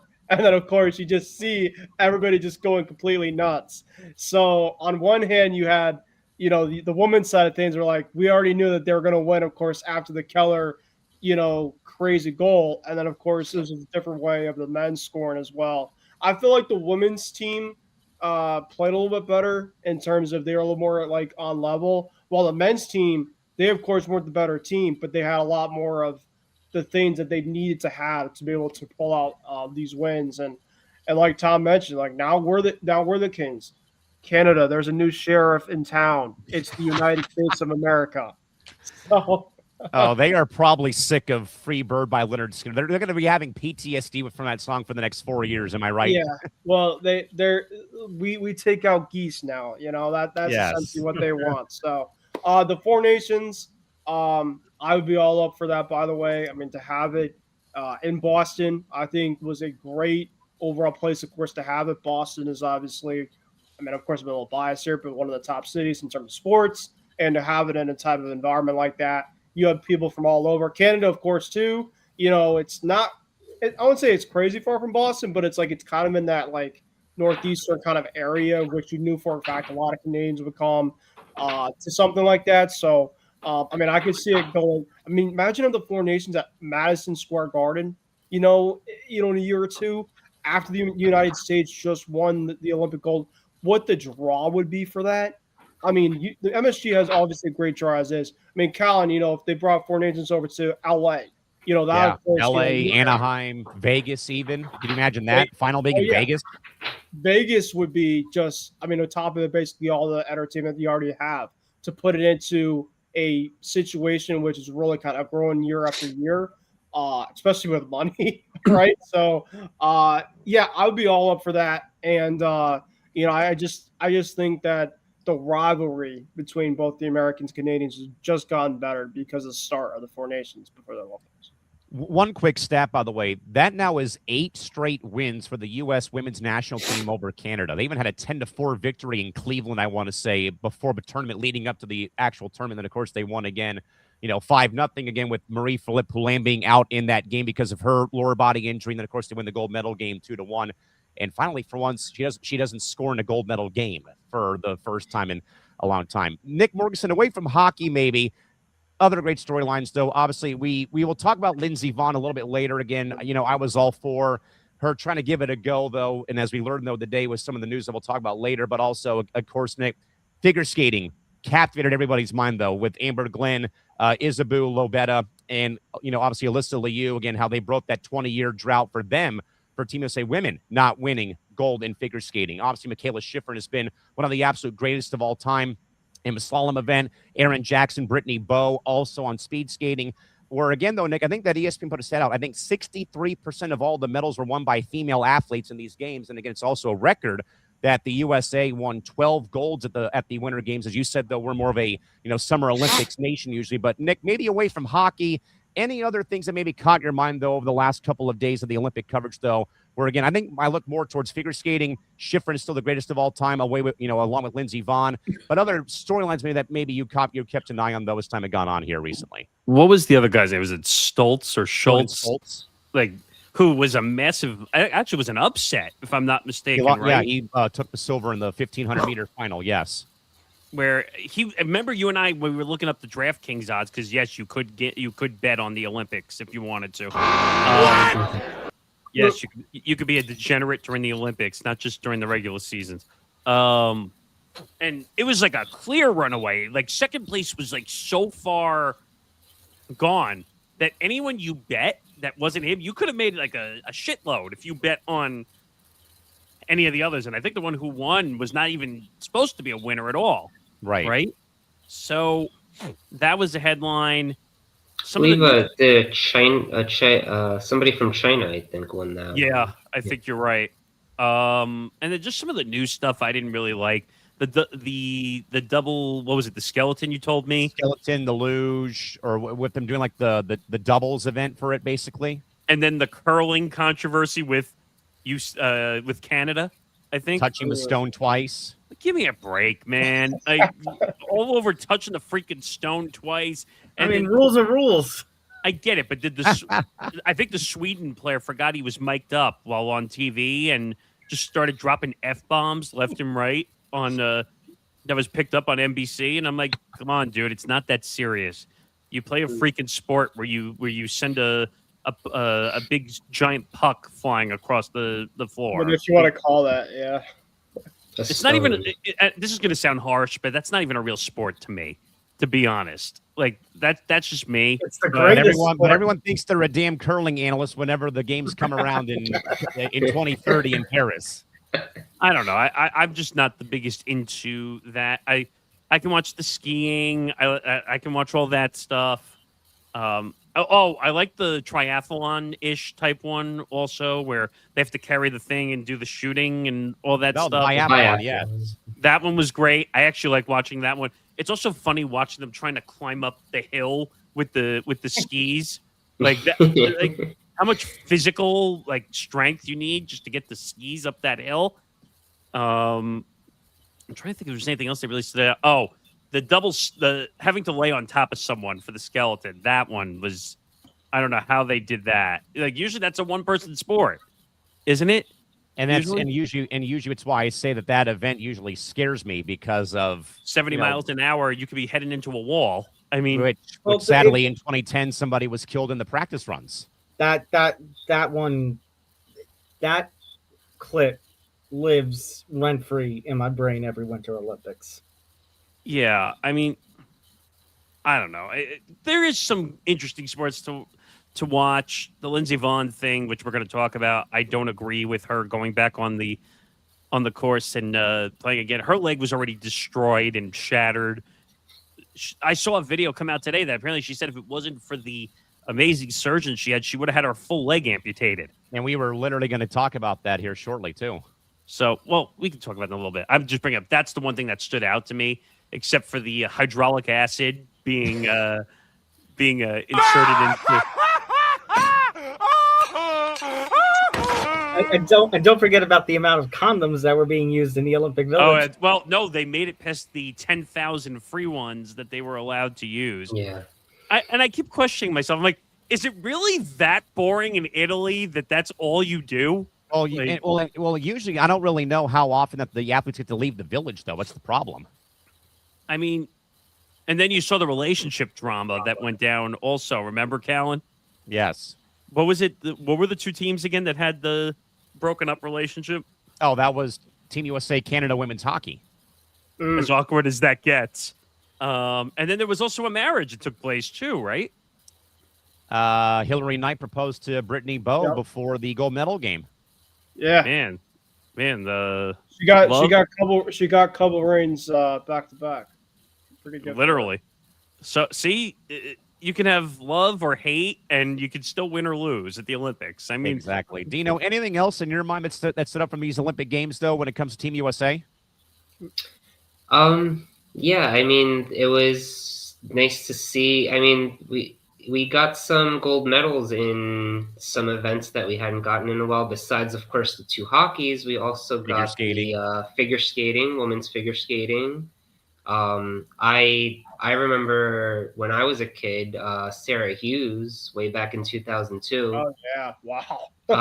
So that and that was the last time, I believe, right? So I think so, in Salt Lake City.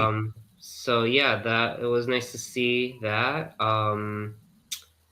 Stoltz, we were mentioning, he had some pretty dominant performances, but then also got silver in an event where he was heavily favored to win.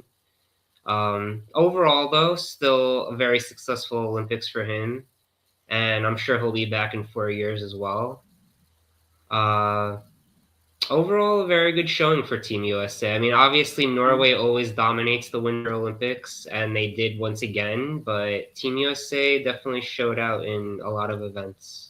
I was going to say Klebo won, I think, 8 medals, and all were gold in his events, though. So, like the modern day or the winter version of Michael Phelps was on display. And actually, one more thing, I got a shout out to my Italians as well. My background's Italian, and Team Italy did great as well. 3rd place in medals. So.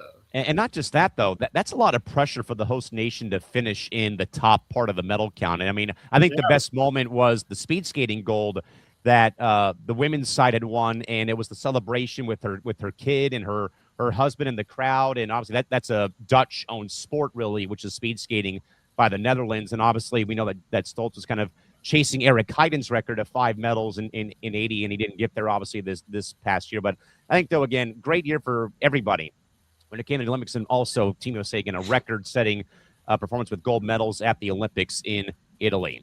Guys, you'll probably get, by the way, you'll also get one more Olympics from the bench episode at some point to wrap up the entire. To really recap this whole thing. Probably tomorrow night we'll probably have that for you folks late in the evening to wrap up what of course happened. Guys, this one has kind of been a bit of a talking point for Bench Money tonight regarding men's hockey's victory again on Sunday. But guys, I heard some rumblings this morning of national media really becoming desperate to call the victory on Sunday the 2.0 of the miracle on ice for Team USA men's hockey beating Canada. Again, Jack Hughes' goal comes 46 years to the day of the 1980 victory over the Soviets. However, of course, it was amateur hockey in 80 versus pros in 26, where now it's best versus best. Nick Morganson, why in the hell are we so obsessed with comparing 80 to 2026 at this rate?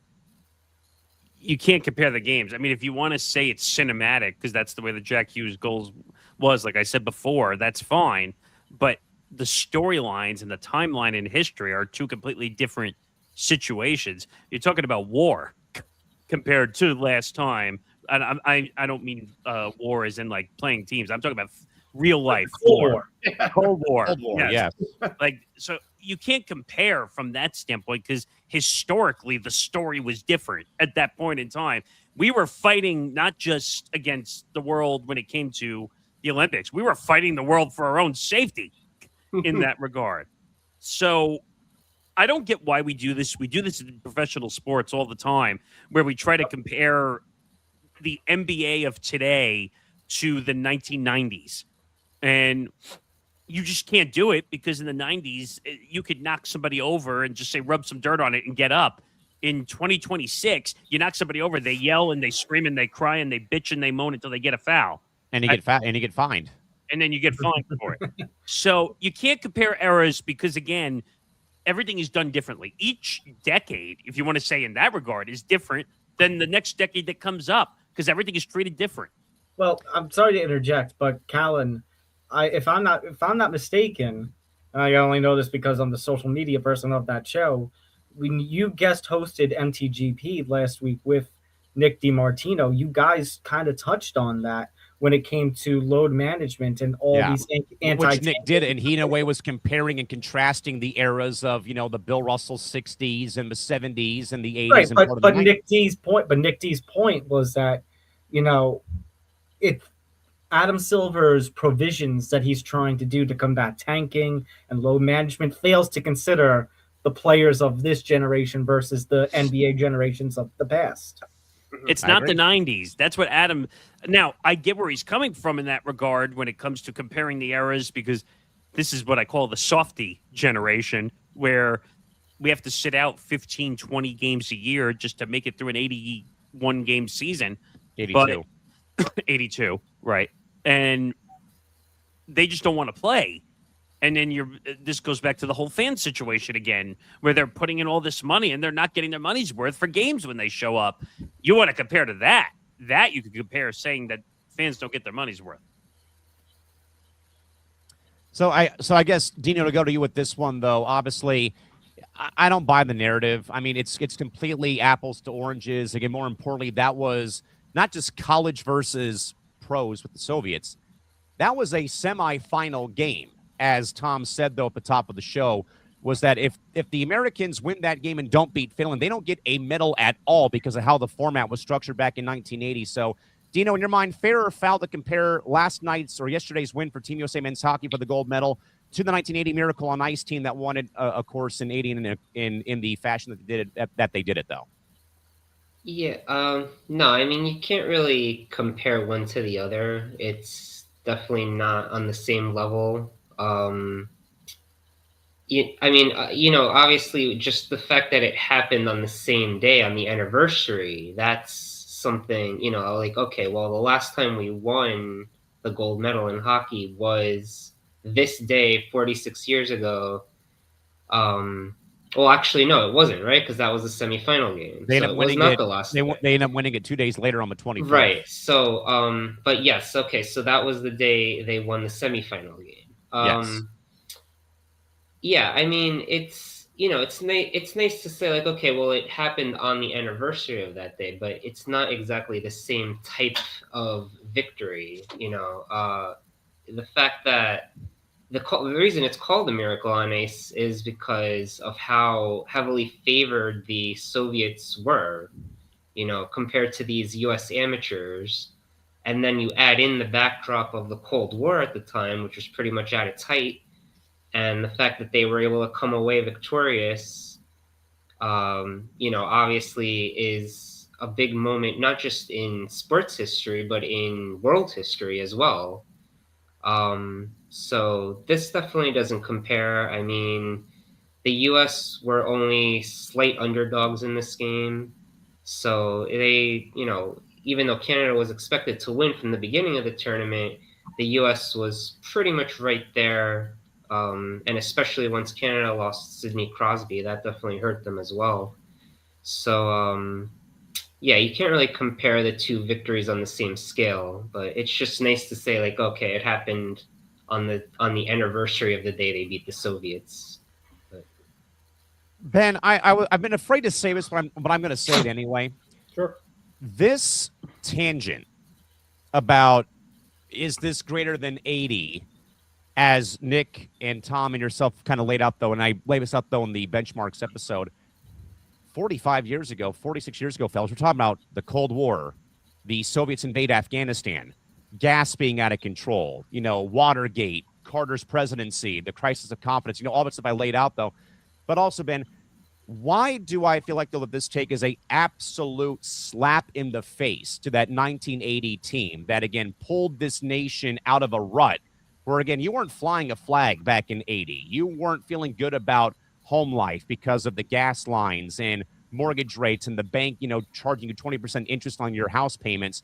That, in a way, that it does feel like, in a way, it's like a bit of a slap in the face to the team that helped put American hockey on the map. Obviously, we can talk about 60 winning in Squaw Valley in NorCal. We can talk about 80, or talk about how that 80 team planted the siege, though. But I think, Ben, this is very much a rainy day, snow day, around the water cooler sort of talking point about, could we compare the two? You can't, because college guys beat pros, in name in 80.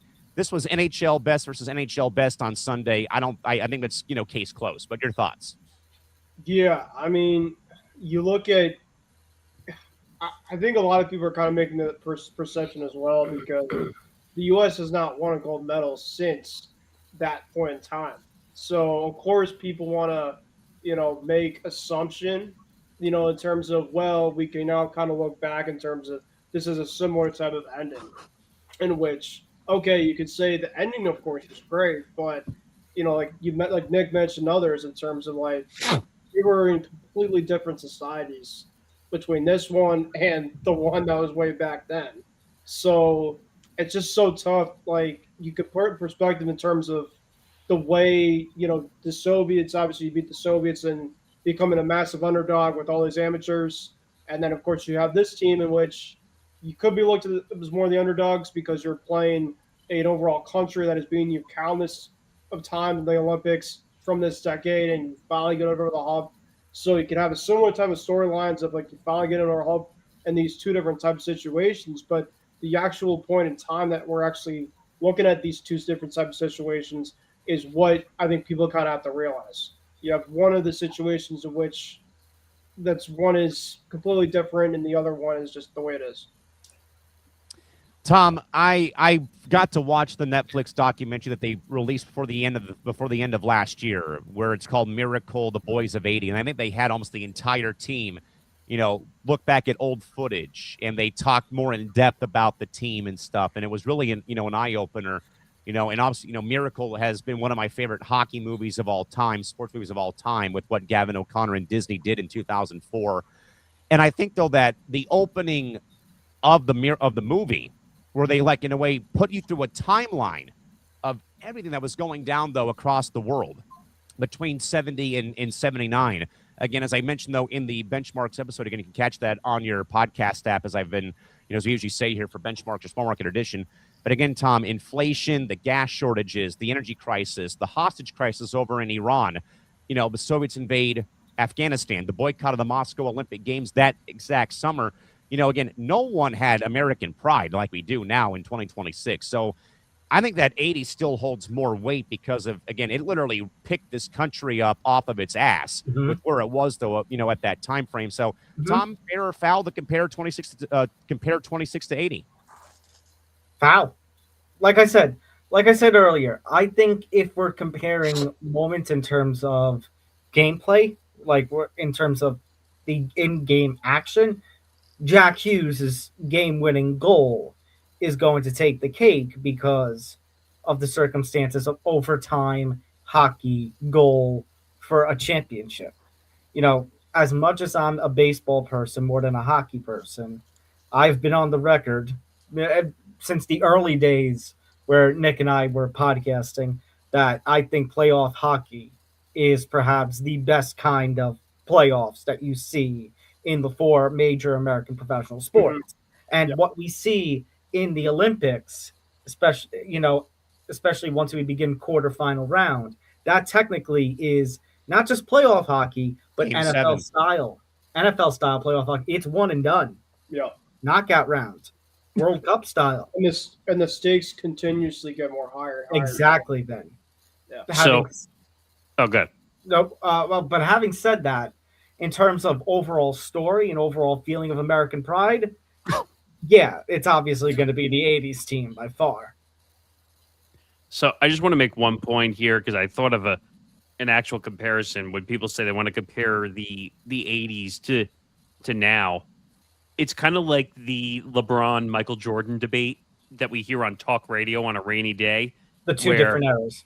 With two different eras. Oh, LeBron's better. Well, Michael Jordan's better. Well, to be honest, you really can't compare the two because they played in two completely different eras when it came to playing in the NBA. Now, I will always say Michael Jordan will be the best player and best NBA player of all time because, again, he accomplished more titles than LeBron ever did. But at the same time, you're going to get people who are going to say, well, LeBron scored more points. But you could also say LeBron played in an easier era where more fouls were called and he got sent to the line much more often. But then you can also talk about all the NBA stars who kind of dipped their toes in both eras. You know, True. Kobe Bryant technically played in both eras. He came That's in true. at the end of Jordan's run. Right, but he even before his career ended, like the rules were nothing like they are now, where every touch foul is a foul. Like right. No, but I'm saying just focusing on those two athletes in particular and talking about their eras also fails to consider some of the, if not GOATs, then at least one tier under GOAT who also played in both eras of the NBA, of both the LeBron era and the MJ era of the NBA. But yeah, you just can't compare the two. It's like comparing LeBron to MJ. You just can't really do it. It's apples to oranges. I mean, I'm of the belief, though, that 80 was a political miracle for Team USA. And it literally got the country, like, restarted, trying to start your car and it won't start. That was like the engine driver that really, got. They were not supposed to win. They were not supposed. I mean, I would have loved to have seen betting odds on that game if they were even, available back in 80, for heaven's sake. I think this win does bring up a lot of country pride, but nothing like what you saw like in 1980. Right. But I'm just saying, like, Russia was the overwhelming favorite back in Correct. the Miracle on Ice. Like, the USA was not even supposed to sniff any part of that game whatsoever. That they managed to win that in the last 10 seconds of that game. Was 10 minutes of the game, 10 minutes. But I just mean generally to hold off in the end. Like, that was a miracle. This, on the other hand, like, USA had a chance to win the entire tournament from the start. So, two different eras, completely different game, just completely different storylines. For sure. I 80 for me still takes the cake. I mean, the victory yesterday, the monkeys, the Canadian monkey is off, the Canadian goose is off your back, but it won't top 80. It's not going to top 80 anytime soon for what it meant. Well, 80 changed history. That's why. It did.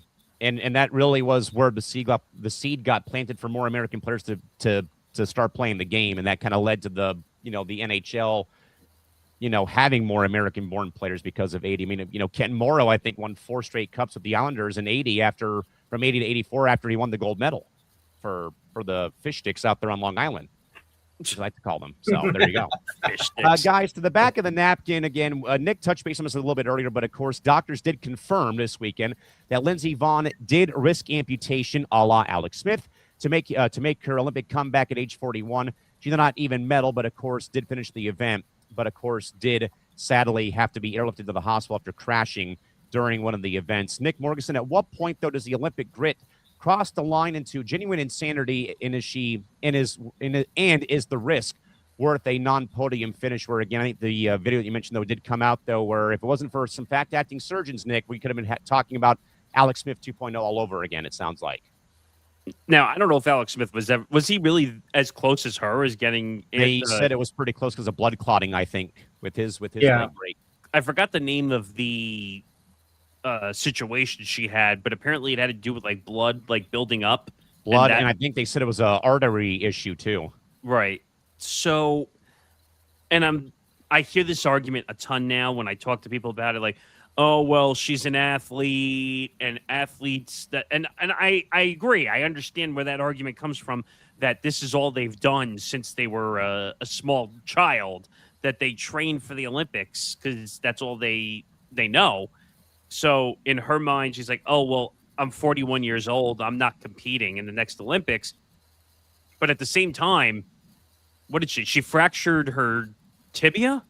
Or Yeah, she fractured her leg really, enough to, and also she ripped the ACL that she already had ripped several times earlier too. I mean, you have to know when to like call bullpen. Like if you're that hurt, you got to go, because she seriously could have did herself in completely. She did get hurt again. I mean, I get it. Athletes sometimes on global television. Correct, but I'm saying sometimes athletes are too stubborn for their own good. At times, they think that they know better than everybody else, and that's a big problem when it comes to athletes, because they say, "Oh, well, put me in, coach. I'm ready," even though I'm hurt. Now, I don't know if that's an adrenaline rush that she said, "Oh, I want to get back out there, so I don't think about the injury." But I think because of the original injury, that's why she got hurt worse the second time. I think because what do you do when you have a massive injury? You compensate when you have a massive injury. I think that was a big mistake. I understand she said she went out and did it for her mom. And I'm not taking that away from her. I understand why she did it, but it was a big mistake, because then now she's going to have rigorous process to get her leg repaired. And I don't think she's ever going to be fully repaired, ever. Dino, to echo Nick's point, though, we talk about the warrior mentality of any athlete. That includes those that are curlers and those that are snowboarders, that you obviously you play through the pain. I did that quite a lot with my baseball and hockey playing career. The knee might be giving out a little bit, but hey, you're going to try to get through that next shift or get through that next inning of play. Dino, in your mind, though, with the news about Lindsey Vohn's injury and also about the risk of amputation, Dino, at what point, though, does the Olympic grit cross the line into genuine insanity, and is the risk worth a non-podium finish as it was, though, for Vaughn over in Italy, in your mind? Yeah, I mean, obviously, I know it was probably her last chance to ever play in an Olympics, but if you literally have a torn ACL, I don't care. Like, you need to think about your long-term health there. Because, she really needed to weigh the fact that, is she really going to, even if she hadn't crashed, is she really going to be able to actually go out there and win anyway? I don't think it was really worth the risk for her. If you're telling me she could have actually lost her leg just to compete one last time, you still got a whole life to live. So, you're only in your 40s. You still got a long life to live. You got to think about your long-term health there, and just bow out gracefully and just admit that it wasn't meant to be this one last time, and that's it. Ben, that went to a point I brought, though, on Olympics from the bench, though, because, the day before, I'm like, if you feel good enough, give it a shot. And obviously that comes with the risk, though, about what we saw, though, with the footage, though, of her wiping out. And I think she even wrote in her caption that, she caught the gate, her leg gave out, it went the wrong way. Of course, they had to airlift her off the mountain to the hospital, 3 days worth of surgery. And now, again, we hear about the potential amputation, where then I went back, and kind of in a way, Nick's least favorite word is backtracking. I said, okay, you guys can take this one, though. But then my other main thing, though, Ben, is where's the Team USA doctor? Where's the Olympic doctor to say, Lindsey, this is not worth it. You're competing on already on a, compromised leg with the ACL being ripped and the brace being on, though. Yeah, you may feel like you're 98% good, though, on that knee. But if you go slightly the wrong way for even, an inch, you're screwed, as she then said in her IG caption. So, Ben, to you, though, at what point, though, does the grit, though, cross the line into genuine insanity, but also the risk, as we have said, though, about the non-podium finish, but also, as Dino said, though, life after skiing? Yeah, this is a situation, at least a competitor like her, that, you really have to kind of, like Dino mentioned, you got to kind of take your life into perspective. And I know, of course, she is one of the most competitive athletes that's out there for the Olympics. It's going to be one of her last ones.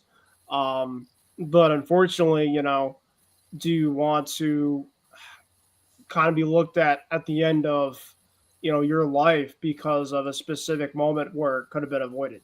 And, for her, the fact that I remember reading an MCL she was trying to ski on, and the amount of cutting that you have, like you mentioned, Callan, that one type of cut, and she obviously, and listen, nobody, of course, wants to ever risk injury. I mean, that of course, is one big thing, of course, no matter what happens.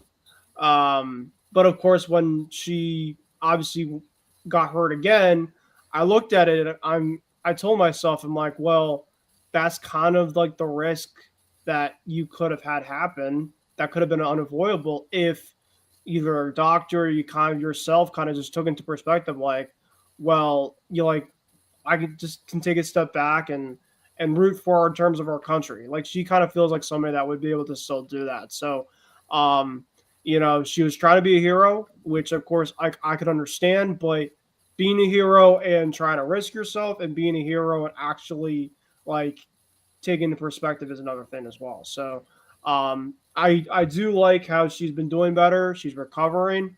And she's of course been given the updates in terms of on our social media and everything like that. But I just wish, at least for her sake of things, I mean, of course, it's her life, that she, of course, just takes a little more on the precautionary side than for her to try to, go out and be heroic and try to keep risking herself potentially for something else like that. Tom, Lindsay would be 45 by the time the games resume in 2030 in the Paris Alps. I mean, or the French Alps. And I really think with the injury now that she's finally done. But also, Tom, I felt bad. I got to watch the video after I finished off work, and I wanted to puke. It was that atrocious of a fall. And she was very blunt, though, when she said, in this, in my sport, if you just go 1 inch right, 1 inch left, though, and you catch your ski, you are in massive trouble. But like I also, in a way, said, like I asked Ben, though, where do you finally draw the line, though, when you know that your own physical limitation has been compromised? You go out there and still try to compete, though. But I also, Tom, would have even, said, Lindsay, you've done it all in your career. Yeah. Pass the torch to Michaela Schifrin. Pass the torch to the next wave and generation of American female skiers, and not risk anything further. And that's where I keep saying, yes, I said go for it, but then it's also like, why did no one step in? Why did someone in the inner circle not step in and things like that? But Tom, your thoughts about Lindsey Vonn? Oh, Tom, you're on mute, buddy. Yep. And that was exactly the point that I was going to go to, Callan, is that there should have been somebody, there should have been a doctor who said at this point, even not just telling Lindsay, but telling whoever the Olympic officials who are in charge and you have to go to, say, I'm going to medically disqualify Lindsay because she cannot go on that leg. And I, as a medical professional overseeing athletes, I cannot give an assurance of safety. I cannot give an assurance. I mean, obviously, all sports, including especially that kind of sport, there is a risk factor. But saying that Lindsay's health was already compromised and I can't, consciously, ethically give a seal of approval for her to compete. There should have been somebody who stepped in there early. And Callan, yeah, she's going to be 45. She just came off, she's already had a great career, tries for the comeback. It's a hell of a story, but it ends in this kind of tragic fashion. I know this is not the kind of fashion you wanted an athlete to go out on, but I think this is the reality. I also think, as you mentioned too, Tom, is she kind of wanted to kind of have like a passing of the torch moment because fair. She's getting kind of up there. And a lot of athletes, whether it's Serena Williams in tennis, whether it's Lindsey Vonn, and who might be coming back, by the way, whether it's Serena, yeah, Really? Well, really, yeah. Okay. LeBron, right? Those type of generational type of Olympic or whatever type of athletes, they might want to try to go overboard in a way, as much as it might be tough for them because they realize that this younger generation is up and coming, and they're probably going to be the ones to kind of take over. So that's kind of maybe something else that she was maybe trying to take into consideration that she was trying to risk herself. I just want to point out some context because I looked this up. So, based on reports regarding her 2026 injuries, Lindsey Vonn was not explicitly told by her U.S. medical team not to compete, but she was racing with a 100% ruptured ACL and a partial knee replacement. She acknowledged that her medical team was evaluating her condition daily to make, quote, smart decisions. Like, and then, how though? Well, her medical team failed her. Wait, so I just want to make sure I get this right. So discussions online suggested that medical professionals warned her of her risks, with some indicating she was advised that another fall would lead to severe consequences, such as catastrophic injury she ultimately suffered. Okay, so well, it makes sense. There are reports that she was told not to go back out there. No mas. Now, sometimes, and this is what I said earlier, athletes don't know their own good sometimes when they're hurt. They don't know their own limitations. So what happens is there a rule? Like I was kind of implying earlier. Like a medical. A doctor can say, "Yeah, I'm not going to get." I would think so, because Mark McMorris missed, I think, the whole event for the big air for snowboarding because he suffered a concussion. I'm trying to look this up as we speak here. Well, that's kind of like in the NFL, if you're in concussion protocol, you need clearance from a third party not affiliated with the team to be able to go back out and compete. So I think there needed to be a similar thing with Lindsey Vonn too. Okay. Unless there was pressure in order to ensure that she would compete. Okay, so it says here a Team USA medical doctor or designated competition physician has the authority to declare an athlete unable to compete at the Winter Olympics. Their priority is to safeguard the athlete's health and safety, allowing them to determine if the athlete is fit to compete. Well, look, I get giving her the choice because she is a grown woman. But at the same time, if you as a medical professional, like it feels like there could have been more done, which means you didn't do enough as a medical professional. Well, it says here also if a physician deems a condition, and there's a few big names here which I can't pronounce scientifically, but it says if it renders participation unsafe, they can override the athlete's desire to compete according to the Olympic Movement Medical Code. So why didn't they step in and say, "Hey, you have a ruptured Achilles and a knee replacement, and you wiped out once. Why were you not stopped from going back out there?" Tom, that's literally like the cornerman throwing the towel in boxing or MMA. Correct. Well, yeah, but at least the UFC and MMA and boxing, don't they have ringside doctors? Well, yes, but I'm saying like even after a fight ends, they go on medical leave. Suspension, yes. They go on medical suspension, even win or lose. They go on medical suspension for 3 months, I think, or something, at least. Mm-hmm. But I think to Callan's point is that cornermen in combat sports have the ability to step in and stop a fight and just say, "Hey, fight another day." Something like that should have happened in this situation. I think this is worse, though, because she had a major wipeout with that injury, and she was allowed to go back out there. I'm saying, somebody should have done something more. Someone should have said, "Hey, enough, no mas. We get it. We're not taking your athlete card away from you. We know you're a we know you're a tough individual. We got it." To Christy Wilson's point, she needed to be protected from herself in this situation. Well, right. That's what I was saying. Athletes have to be protected from themselves at times because they think, "Oh, I can just throw 100 innings as a pitcher. I don't need Tommy John surgery. I'll just keep throwing till my arm falls off." Oh, man. All right, Nick, you ready for this crap? Clown show! Clown show! Clown show! Clown show! Welcome, everybody, to day number 146 of the WNBA lockout latest. It's been that long since Nafisa Collier, of course, called out Kathy Engelbert after the Minnesota Lynx were knocked out of the postseason. But guys, today though, the WNBA union says that the $8 million that the league has raked in does belong to the players, but the league currently still saying that the CBA is currently unclear on the dispersal and has set a March 10th deadline for a new agreement or season delays will occur. Nick, is the league risking all the momentum from the 2025 season by playing hardball over a relatively small $8 million payout that the league finally has turned in revenue?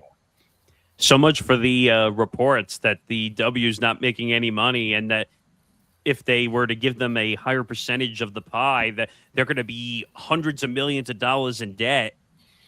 Good job, Kathy. You met the league met the numbers. You owe them the revenue share. This is cut and dry. Like, there's no way around it. I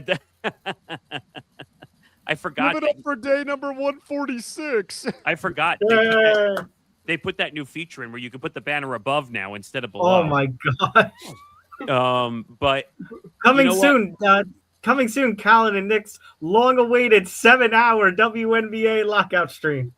Well, it can't. What am I even doing on March 10th? Let me go check the calendar. Go ahead, Nick. I mean, they can't have a lockout anymore because they basically deem that ineligible now. Oh, good. I'm off that day. Let's go. But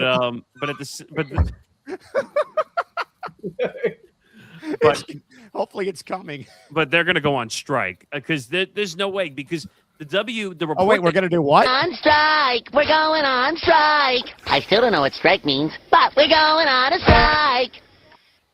I mean, there's going to be a strike because I told you originally when we did the last episode of Press Row that the number that the WNBPA fought back to was outrageous. Like, because what did they want? They wanted 30%?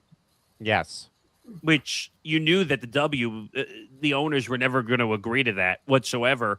What I said is they should have gone 20% and called it a day and moved on. Both sides could have agreed and we would have been done. But according to the owners, they're not willing to budge past 15% of revenue for the players. And again, I'm going to say this. The players are the one who make the money in professional sports for the owners. It's not the other way. The owners get this confused because they think, because we pay them, we're the one that generate the revenue. The players on the court or the field are the ones that generate that money, that put, as you would say, butts in seats. That they are the people that put the butts in seats, not the owners. The owners might spend the money and foot the bill. But if you don't have a Caitlin Clark, or you don't have a Breanna Stewart, or you don't have an Asia Wilson, you don't have all these big names playing in the Sabrina Ionescu, Angel Reese. Right. I can take that name or leave it. But God, that got me so mad yesterday that someone was like professing love to Angel Reese. But I think the point is, those women are the reason why the WNBA was finally able to turn a profit this year. Oh, the players are the reason why they turned a profit. Screw the owners. The owners didn't make the league money. They're shoving more money in their pocket. Look at the valuations, Callan. We talked about it on Press Row. The Aces went from what, 50 to 300 million or something? Mm-hmm. That doesn't happen unless you have Asia Wilson and you have those players and you won 3 out of the last 5 WNBA titles. I mean, this is so messed up. And this is the issue that Major League Baseball is having too, where the owners are just saying, look, we want a salary cap because we don't want to keep raising the bar on the contracts. Well, the players help you make the money, not your dumbasses. I mean, you keep raising the money on food and parking to the point where people are just not going to pay, and they're going to watch it at home on their big screen TVs, and where the bathroom is right near you, and you don't have to wait on a line for 2 hours inside the stadium. But for this situation specifically, the players are in the right. The owners have not done anything to budge. Callan, would you agree that the players have done more budging than the ownership? And we even heard from Natasha Cloud, again, WNBA veteran on Press Row. It was a TikTok she filmed from her car where she was breaking down everything. And we even heard, Nick, about a 3-letter abbreviation called NDAs, too. Oh, that was a first. You and I didn't even know about that they apparently signed NDAs, and that's why they were not allowed to talk about numbers in public while they were saying they're fighting for their new CBA deal and percentages. I mean, I thought that there were worse commissioners in sports. I think Kathy Engelbert is the worst commissioner in professional sports, and that's saying a lot with Roger Goodell and what's his name? Rob Manfred. Well, Rob Manfred in hockey. I don't Gary know why. Bettman, Gary Bettman. Ron Barber. Yeah, I mean, I thought those were bad guys. Kathy Engelbert is the worst. Like, by the way, just for future reference, Tuesday, December 1st, 2026, 12-hour ETB MLB lockout stream. Yes. I'm in. I'm ready. Yes. I forgot. It's such a weird date, too. December 1st. Yeah. Ryan and David get ready to learn March. Oh, it was December 1st. Well, we do have something in the pipeline when we officially hit the lockout. I mean, I could show it to everybody if you want. No, let's wait. You want to leave it? Not right now. That's going to be fun. It's going to happen. We all know. Right? Yeah. There's going to be a lockout. By the way, this is going to be insane. We're going to have a WNBA lockout, an MLB lockout, and possibly at the same time. What the hell are we going to do with ourselves? What? Hey, well, you know what? Let me ask you this. Yeah. Let me ask you this, though, really quick. Would you go through a lockout and have great weather, or would you watch sports and have a blizzard? No, I would take the sports and have a blizzard. At least I can watch something. I want my sports. At least I can watch something.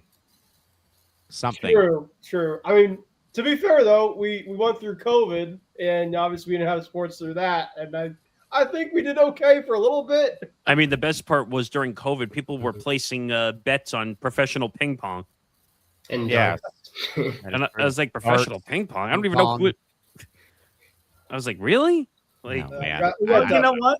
Hey, maybe Ben, you and the rest of the Hitting for the Cycle crew, maybe you guys can be a KBO podcast for a little bit. KBO, NPB, I gotta see what Mexican Ryan League, like besides baseball. Caribbean Series. We're going to start simulating MLB The Show. Oh, goodness. And the Dodgers have won their 5th consecutive World Series.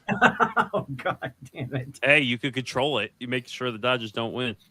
You know what? Bring the Olympics back for the lockout. They'll be here in less than 2 years' time. That'd be they great. should have the WBC next year during the lockout. At least that way there's still baseball. Well, I don't know if they're allowed to compete, though. Well, that, not, but it's funny you say that because, you know, we're talking about all this time about the NHL pros being in the Olympics and the NBA players being in the Olympics. And now the NFL players are going to be in the Olympics with flag football. I mean, 2 years. Right. Well, Callan, that's the thing. We talked about this on a couple of shows last week.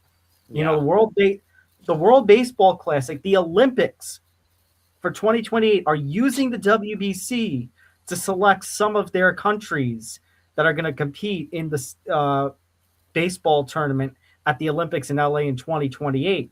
Yes. You would have to assume that if we get a full season lockout and there's no 2027 MLB season, they can't go to the Olympics.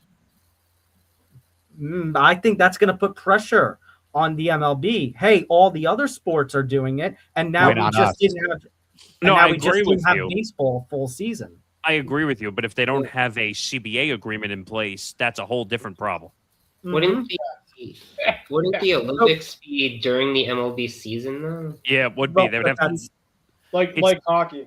It says all right, here. So then can I throw something out there? Go ahead. Could the players just speaking things out loud say, okay, you don't want a salary floor? Then we want what hockey has. Every 4 years, no all-star game. We're going to have a 2-week or break or so in early August instead for the MLB players to go to the Olympics. And we'll extend the season into October and the playoffs into November to do on. Now the only thing, Tom, would be I think it would depend which cities host the Olympics for summer. Because I think Yep. that it only varies if they're a baseball playing nation, like 2028, for example, the U.S. Well, in LA, yeah. In LA, I think 2032 is in Australia, so maybe they would take the game down there Okay, to Sydney or to fair. Melbourne. Okay, fair. But I always hear the complaints from some people, including here on this network, about how they hate the WBC because it's preseason and the risk that it goes for a season. So what if they said, okay, no salary floor, no WBC, but now baseball's back in the Olympics, and every 4 years you have to extend the season into October and the postseason to November. We get a 2-week or 3-week break in August so we can go play in the Olympics. I would take the Olympics over the WBC any day. I would. I think the Olympics holds more power. I feel like. Would you be willing to lose the salary floor so that way they could go to the Olympics?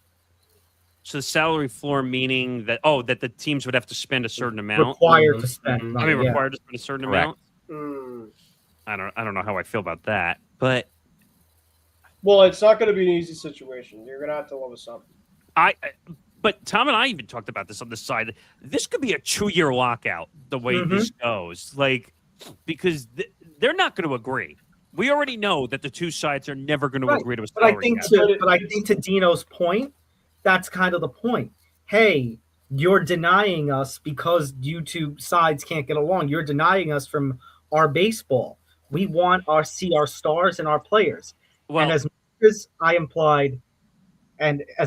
implied last week with Callan during that breaking news stream, that a certain someone in our federal government would be somebody who sides with the owners. Yes. If you brought about the idea in him about the big name players in the sport playing for Team USA, like we're seeing with this current WBC, he might be convinced to say, hey, owners, my fellow rich guys, maybe let them have this one. Well, I was going to throw another one out there because I think we're going to be sitting in a lockout for a while the way this is going. Yep.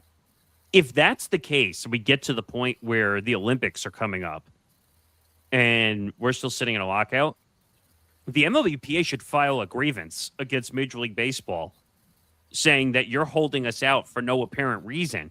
We trying to negotiate. You guys are not negotiating in what's that dumb phrase they use all the time? In good faith. Right. Negotiate in good faith. We're filing a grievance to go to the Olympics. And if you don't listen to our grievance, we'll take you to court over it in that regard. I don't know. I don't think it'll ever make it to court because they're going to claim that the Olympics has nothing to do with the CBA negotiations, which actually in technical terms, it does have to do with the CBA. So that's what I would do personally. If I was in charge, I would file a grievance against Major League Baseball and say, hey, you're holding us hostage just because you don't like that we don't want a salary cap. That's not our problem. Let us go to the Olympics. I mean, yeah. This is going to be a very weird year with how things are going towards the baseball lockout. Again, day number 146 since Nafisa Collier called out Kathy Engelbert after the playoff elimination right now of March the 10th for where, in fact, that the WNBA would hit the red button and would miss some games or time. Oh, man. This is not the first time. We dealt with this in 2020 where we missed games.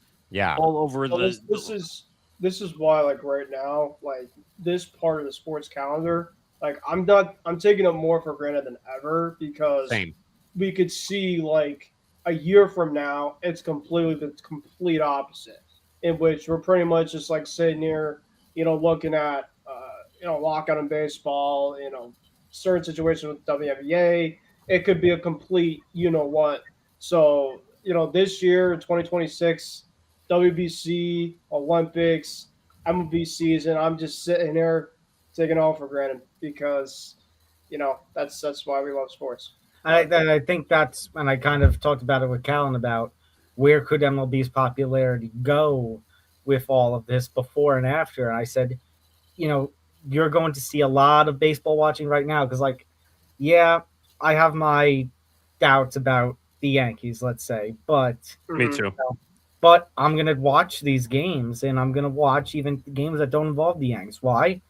Because I know next season there's not going to be – I mean it when I say it. I don't think one pitch gets thrown next season. And that went to my point, though, on the breaking news show that Tom and I did. And I asked Tom and I asked Nick, point blank, how do we as baseball fans approach the season? Ben is obviously saying, I'm watching every game. Tom said he's going to watch every game. And I think, gentlemen, we all agree that there's a very, I'd say, not even silent majority, but silent majority, but I think a very vocal minority or vocal majority who is going to turn their back to baseball because they know what's coming down the pipeline next season. I mean it when I say it. And I think judging by how MLB goes about its business this season, I'll mean it more. That same promise I made in 22 that Nick knows. One game gets moved for whatever reason. You stopped watching. I remember. Can't make it up. I'll watch college baseball. I'll watch independent. I'll watch the Atlantic League. I'll watch the KBO. I'll watch college softball. I'll watch softball. I'm not going to watch MLB. I just don't think they care. Like the owners, we talked about this. This is a report out now that the owners have a war chest of money that they're putting aside. Now, why would you do that? Because that means you're expecting a lockout to happen. And by the way, to that point, sorry, but I'm saying to that point, then for us as fans, this is everything we've talked about before in years past, Nick, with issues. Don't go to the stadiums. Don't go to the games. Don't buy the MLB TV subscriptions. Don't buy the Make jersey. MLB suffer a little bit. What MLB TV right now? Do you see what their deal is right now in terms of the ESPN? So it's almost like they're trying to bribe you already. What, you're talking about the pack? I think it's 30 games, right? I don't even. I have them. And now the alumni of MLB just lost their discount. Did they? Yep. Yeah. Wow. And Nick and I are of the belief that we are estimating that war chest is about $2.25 billion to get through which, by the way, wouldn't accomplish shit. It wouldn't 2.25 billion. Exactly. That wouldn't cover, 10% of the league? That wouldn't even cover. I mean, I don't know anymore. Here's the problem. I'm not going to watch this year because get ready because all you're going to hear on every telecast, every broadcast, you're going to hear the word lockout, lockout, lockout on every broadcast. All right, well, we're getting ready for a potential lockout. I don't want to hear the word lockout. Do you think, Nick, because we were talking about Sunday Night Baseball getting removed, is it for this year? Yes. Yeah, they're going to NBC. So, because ESPN is one of the biggest partners with baseball for many years. And isn't it just kind of ironic, the fact that they took them off of ESPN prior to potentially of what the inevitable of a lockout would be? This happened before that. They had pulled away from their deal. They opted out originally because they weren't happy with ESPN. So they didn't know about potentially the lockout. Actually, it wasn't even that. It's that ESPN was not happy with the amount of money they were paying. They weren't getting enough coverage. Okay, so it seems like there were issues on both sides that they said, correct. Okay, we need to change deals are also potentially something that could be into play come the CBA. So I'm sure it did in some small aspect. Yeah, I think it did, but at the same time, I think ESPN was not happy with Major League Baseball either because they're paying all this money. They were getting Sunday night, and I think they were getting Wednesday night games, I think. But they weren't getting, like, huge games sometimes on those Sunday nights. And to tie us into the WNBA real quick, though, because Morganson and I talked about this before, they signed this deal with USA TV or USA Network. With Versant, when there's no news of there being a season. I mean, the schedule's out. We're also forgetting, though, gentlemen, 2 new teams going to be getting effed over here if this misses time because of the new teams in Portland and Toronto, and then there's more teams on the pipeline that are going to be screwed by this too in the next couple of years. Let me just clarify in case people don't know. So the way the W works is when they're bringing 2 expansion teams in. Expansion drafts. They're supposed to this season. They have to do expansion drafts. Right, like hockey or any. I mean, I think any sport would do it, but they have to do an extra draft to get those players in. But the lockout's causing a mess. Well, right, they can't do anything, including those expansion drafts, until they sign a CBA. And now that the breaking news came out that they have to get a deal done by March 10th, which I'm going to look at Callan right now. I'm going to say that's not going to happen. It's February 24th now officially on the East Coast. Mm-hmm. So Nick, I predict in 2 weeks' time, you and Callan will be finishing this episode of ETB Lounge, and then you'll be going right into a WNBA losers game stream. I could just imagine you guys sitting on the stream for like 6-7 hours, and eventually Nick is just going to press the lock button right at the end because it's like, all right, we just give up. I mean, we've spent a shitload of time breaking down 2 to 3 different live streams that we've already done covering the lockout. I mean, there's so much technical aspects of a lockout, whether it's the WNBA, whether it's Major League Baseball. They're all going to point fingers at one another. Oh, your fault, your fault, your fault. We don't know who to believe anymore. How about just figure it out, make a deal, and don't screw the fans over? I know that's a novel concept, but This year is just going to suck in general. How about we just call it what it is, right? I mean, I get it. Like, I told Callan, because Callan asked me, like, what was the sport I got into first? It was baseball. I was a Yankee fan first. Now, to be honest, like, I can't sit and watch a full baseball game anymore.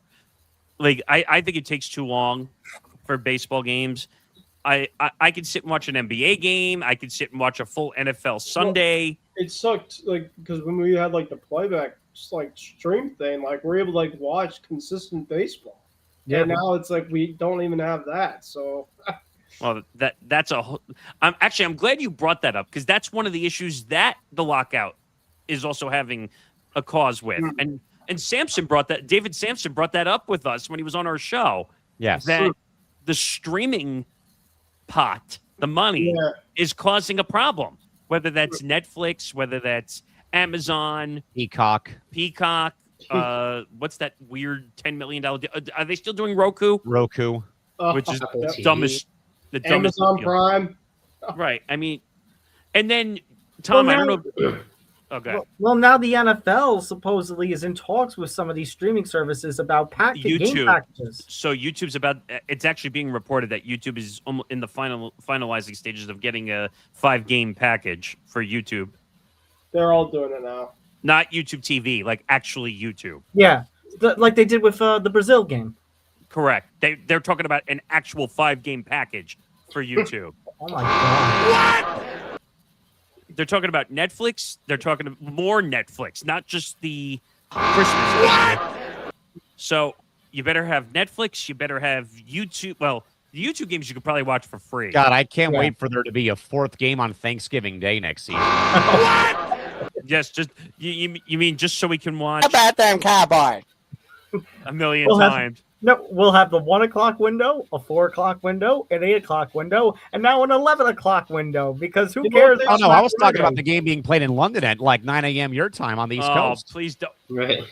How many international games are they already promising for this upcoming season? 16, I think they said. 16. When the NFL schedule releasers make whatever they do on in May, we're going to do a stream for it. If they want to go down that route, basically have all the early games being the games that people don't give a crap about. Well, obviously. But you could be able Well, most of the time they are. Oh, I mean, look at France. It's getting Browns versus Saints. By the way, wow. I feel bad for the French people that they have to get stuck with that game. You know what? They can drink their wine and smoke their cigarettes. Maybe it'll make them lightheaded. At least they're getting a team that has like French connections though with the Saints. Yes, that is That's very true. true. I get it though, but is the game really going to be worth 2 shits? Come Okay, on. okay. I'll throw another solution at it. How about the NFL works out a deal with the Space Force so that way we can have the first NFL game played on Mars?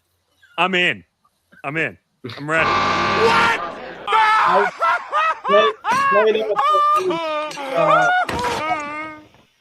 Back at like Wrigley Field or something. That'd be sick. Can you imagine if we were able to play an NFL game in outer space? I don't think. What? Hey, that means like game on the International Space Station. I'm in. Live from the International Space Station. Inception. The problem is, wouldn't every player have butterfingers because the ball would never like stay still ever? Football game on the White House lawn. Hey, we're no, the UFC's already doing that. I wouldn't be surprised if that happens, actually.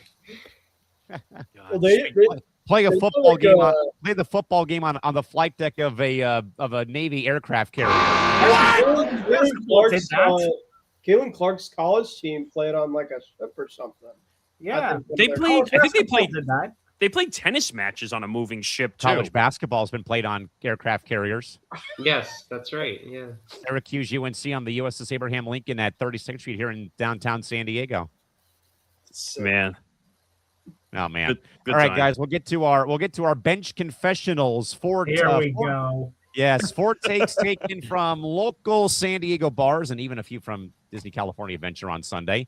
Mr. Albano, Connor Hellebuyck is the best goalie in American history.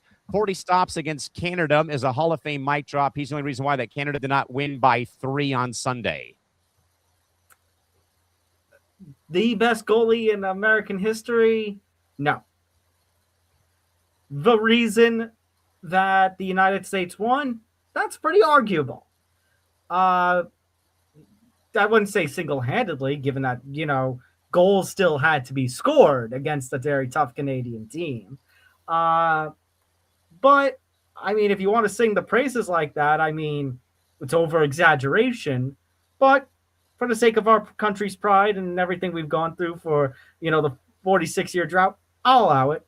That's actually the best one that you have given me in the time that I have done bench confessionals. I'm usually flabbergasted and disgust every time. Oh, wait.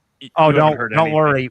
Ben's one is going to be terrible. That we're all going to lose our minds.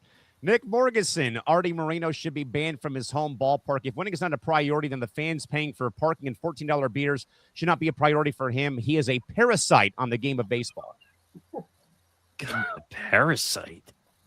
Ow. If you're gonna call him a parasite, you may as well call every owner in professional sports a parasite. How are these somehow not terrible so far?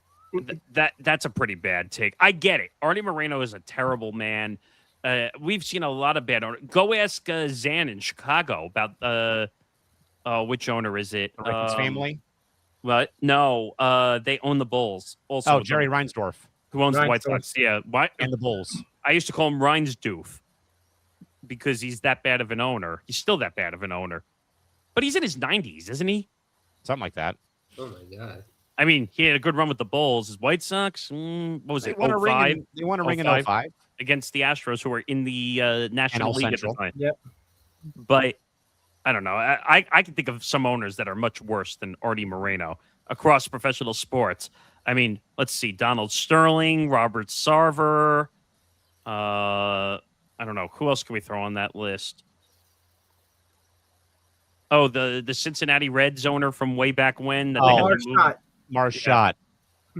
There's so many bad owners that you could. The fact that Mars Schott didn't give her team a celebration because they did a sweep, so she couldn't get the home revenue for for the Game 5 of the World Series. Oh, I'd even throw Steve Ballmer in there too. I was going to say aspiration.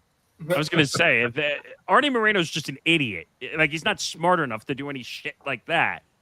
But I mean, should he have admitted that he didn't want to win? No. Is it illegal? No. So I would say those other guys are way worse. But where's the bad? Because these aren't necessarily terrible. Oh, wait, here it comes for Ben Cruz, though, Tom. Oh, boy. Ben, the Jack Hughes goal was way better than Mike Eruzione's in 80. Hughes did it against the best in the world in their prime. 80 was about the Cold War. 26 was about who actually plays better hockey. It's Team USA versus the world. Oh, man. Well, I mean, both, of course, were great, but, Miracle on Ice is the iconic. It's the start of our country. It's, like we talked about earlier on the show, it's everything, it's from the start. You beat the Soviets with an amateur team compared to now, which you went toe-to-toe, with the Canadians, but, yeah, I mean, you're Mike Eruzione, that's iconic. That's going to go down as one of the greatest memories out there in USA hockey. I mean, see, told you, Tom. There's always at least one bad confession in here, and yet somehow I feel like we've still had worse. Well, confessions are all bad. It just depends if you're drunk or sober. I mean, Jack Hughes for the decade, of course, but if you're talking all time, it's easy. Again, nothing's topping 80. By the way, I would add James Dolan to that list too. Oh, for the owners. Oh, I would say he's worse than Artie Moreno. How about Woody Johnson? Oh, that's a good one. What? You're right. I forgot the team I root for and the terrible owner. Yeah. Is this the Krusty Krab? No! This is Patrick! I'm not a Krusty Krab. Patrick, that's the name of the restaurant. Huh? Fish paste! That's Nick Morgeson right now, not remembering the owner of his own football team right now in Do you think I want to remember the owner of my own football team? New York, playing in New Jersey, much like the Metro Stars did for God knows how Buffalo long. is the only in Major League real Soccer. New York team. The Buffalo Bills. Yes, exactly. Dino, Lindsey Vonza's doctors should have stepped in. Risking an amputation for a 12th place finish is not inspiring, but a failure of the medical staff. We should not be celebrating the risk that she took, but should be questioning the ethics that went behind it. That sounds like one I actually agree with. Yeah. No, I mean, as we discussed earlier, it was not worth the risk. Going in and competing with a torn ACL, I'm not a medical professional, but I know that if you're going to be competing literally at the highest world level with a torn ACL, things are probably not going to end well. So it really was not worth the risk at all. Wow. I forgot we had that one in there. My leg! We actually went 3 out of 4 on confessions for once. Like we didn't go like 0 for a change. We actually had 3 good ones for a change. It's a miracle, isn't it? I mean, it is a bar. You have no idea what's going to be said there. And honestly,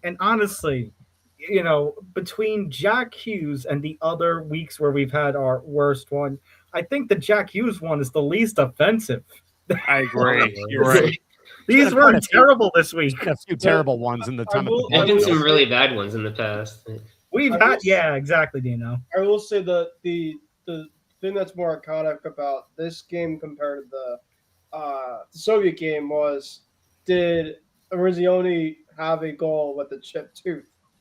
No. And when Jack Hughes ended up getting his tooth chipped, hint, On the high sticking penalty, yes. Derek White, my guy Derek White in the NBA Finals, chipping his tooth against the Mavericks.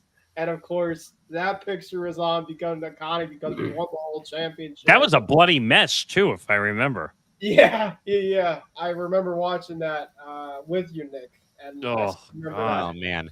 Ben, we'll By go the to way, you. I needed to. You guys actually made me research something earlier because I'm an odds guy and I love reading about odds. We were mentioning what the odds were for the U.S. to win the gold medal in 1980, and I looked it up. There's not really like a consensus on this. However, they estimated that their odds entering the tournament were as high as 1,000 to 1 to win the gold medal. I can see that. But for the game against the Soviets themselves, they would have been somewhere between 6 and 12 to 1. So essentially like a plus 600 money line. That being a thing. It was a severe underdog. Yeah. Plus 600 is a pretty big underdog, but those kinds of upsets are the types you can see, on a regular basis. I mean, not if it was that plus, often. if it was plus 6,000 or 60,000, then absolutely, I'm not. But 600 is not too 600 is like you could see that, like on a regular NFL Sunday, or maybe you in March Madness in a few weeks. Right, March Madness, you could definitely see it. Well, you get upset Central in March Madness. Yes. Because that makes Mr. Mid-Major over here very happy when that happens. But 1,000 to 1 entering the tournament, that's a pretty sizable underdog. So they definitely were not expected to win gold at all. Not at all. Ben, we'll start with you on the aftertaste. This is about Canada now. Canada leaves Italy without a gold medal in either men's or women's hockey this year. Connor McDavid, once again, is the bridesmaid, not the bride. Tournament MVP, but again, does not win the gold medal. Ben, in your mind, though, with Canada not winning medals or the gold in either event for men's and women's hockey, is this basically a blip on the radar for Canada, or was the absence of Sidney Crosby the permanent aftertaste of their failure over in Italy on the men's side, but also overall, though, blip on the radar, or are the times changing? I would love to see the time change. I think as us Americans, but I can't also discredit the fact that Canada is still has one of the best countries out there when it comes to this sport. And I think that's why it makes us winning this yesterday so memorable, because we've waited for this long, and to do it against them in a sport that they call. This is really not in terms of our sport, but I think it's starting to kind of turn over time. Give a lot of credit to the GM and Bill Guerin. And now we kind of had a foundation now, and a lot of young kids being able to play this type of game, and now Connor really is trying to take it up to the level. Sidney Crosby, obviously he's one of the greatest hockey players ever, but he's getting up there in age. Canada, of course, they obviously still have a lot of great talent ahead. Gavin McKenna, I was actually looking at the 2030 players, what? Well, in terms of some projections, and Tom and Callan, one and two are the guys in USA that I definitely could take a look at watching if it happened, was Cole Caulfield and Jason Robertson. I think those are two guys that they definitely left out. But for Canada's sake, watch out for Gavin McKenna, who could be, I want to say, the next back on Celebrity. But oh god, yeah, He'll but be better than him though when he comes into the league though. Yeah, but Canada is going to be set for a long period of time. And Connor McDavid, well, we will see that guy again in 4 years from now when he is 30. I think he'll be 33, 30, around low 30s. But they're not going anywhere, unfortunately. Tom, I think the big thing that we've missed, and I'm glad that it comes around now here with the aftertaste, is obviously Canada goes home with silver. The women's hockey team now has lost 8 straight games to Team USA, dating back to the rivalry series, where Team USA, again, they beat them one time 10-4 in one of these games. So they won that 7-game tune-up for the tournament. Then, of course, they beat them 5-0. Yes, Marie-Philippe Poulin did not play in that game 5-0. And obviously, everyone who's a hockey fan knows that she's clutch. Captain Clutch is her nickname. She's not on the score sheet at all, scoring or assisting on that one goal that they get on the penalty kill shorthanded with Kristen O'Neill scoring that goal to break Franco shutout streak. The one thing, though, Tom, it's really been talked about today has been the commentary of both Nathan McKinnon and John Cooper, the head coach, who both in a way called this game a fluke for Team USA winning because of the overtime ruling being 3-on-3 for a full 20 minutes. Nathan McKinnon, who, by the way, he might be going down kind of in bad lore for missing a power play shot with a gaping net, and that he just happened to miss and he went wide. And then he says, well, look at the numbers and look at the rosters, who was the better team. The scoreboard at the end of the day reads USA 2, Canada 1, final/OT with a gold medal going in favor of Team USA.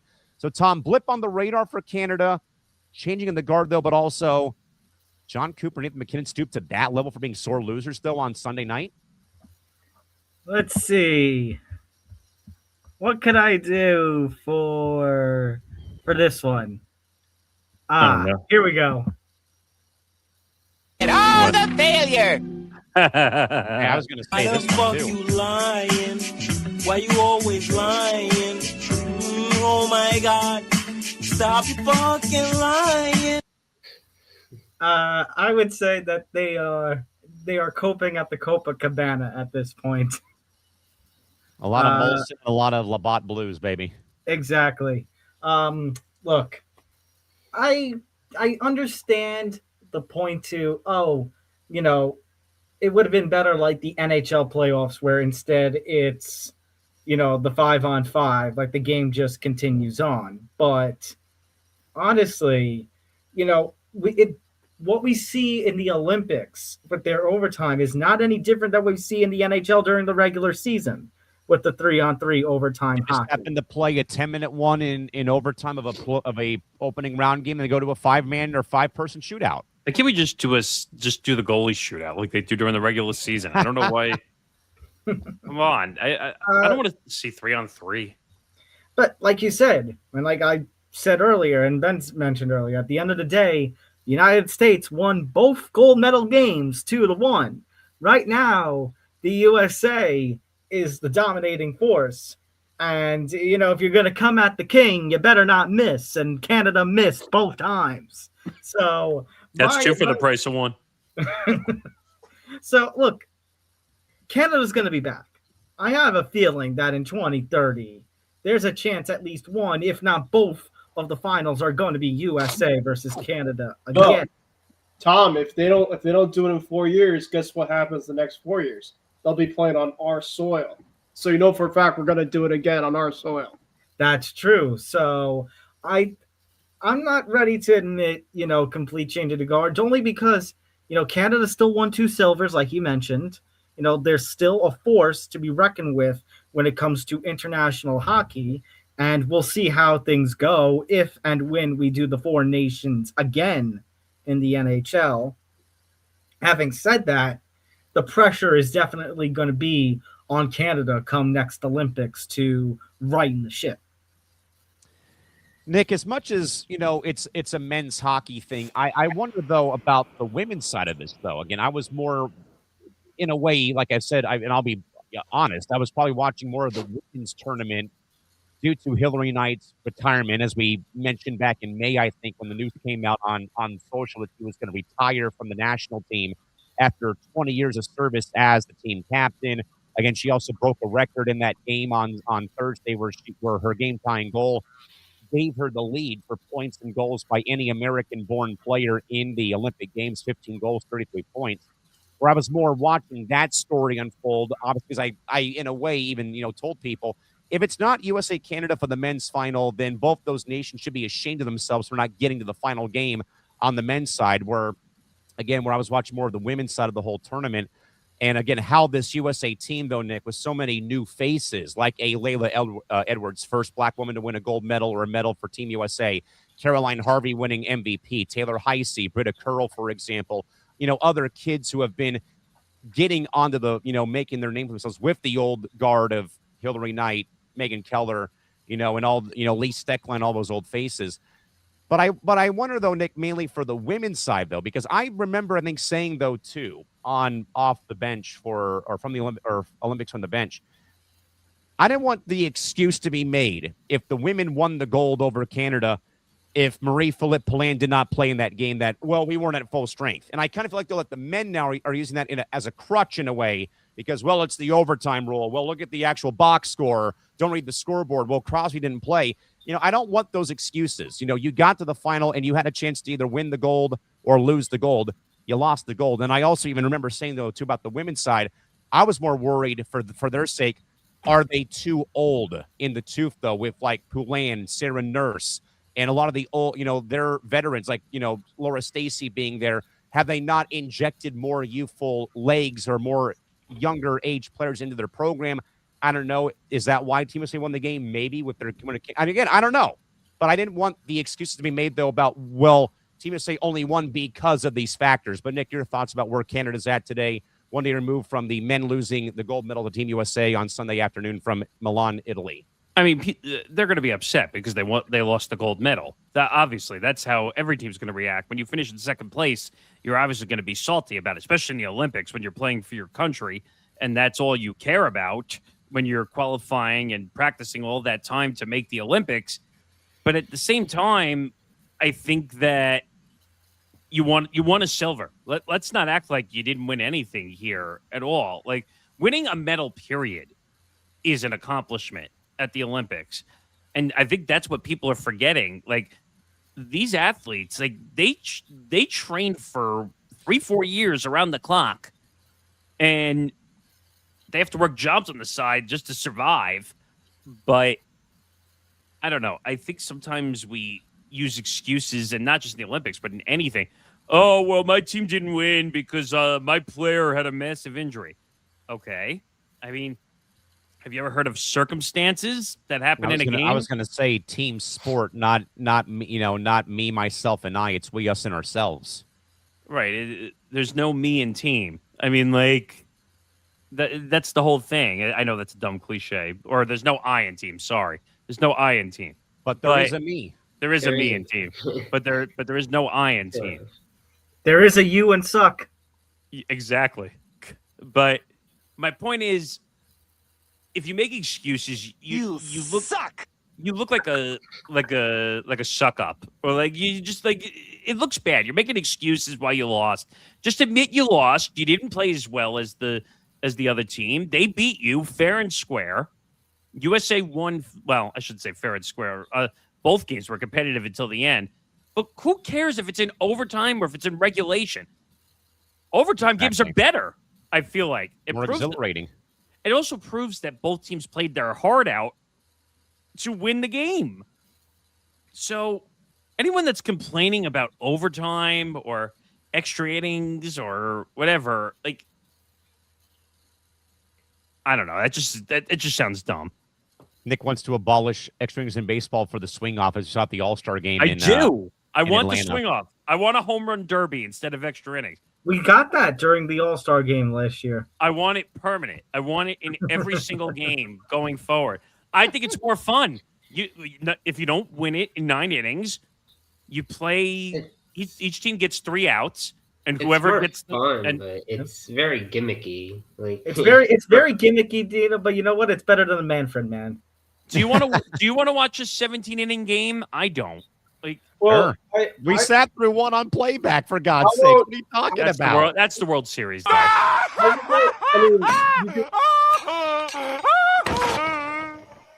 You could at least like try at least for a good portion of the season, and if players like it, then keep going. If they don't, then they could just kind of go back to what they had. So the excuse they're going to make is that it's going to destroy their swing because they're going to treat it like a home run derby and not. Oh my God! Who the hell cares?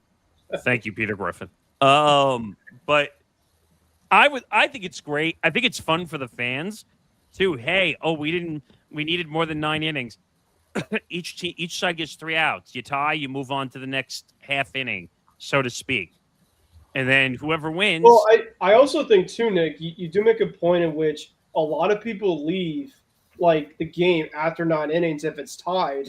And so if there was a swing off, it's kind of like for hockey fans for a shootout, it's like, oh wait, like, all right, this is kind of interesting. The game is going to end in a structural time. I would say that at that point, before I get to Dino here real quick to finish off this one, before we get to our last segment of the night here, or last 2, I should say.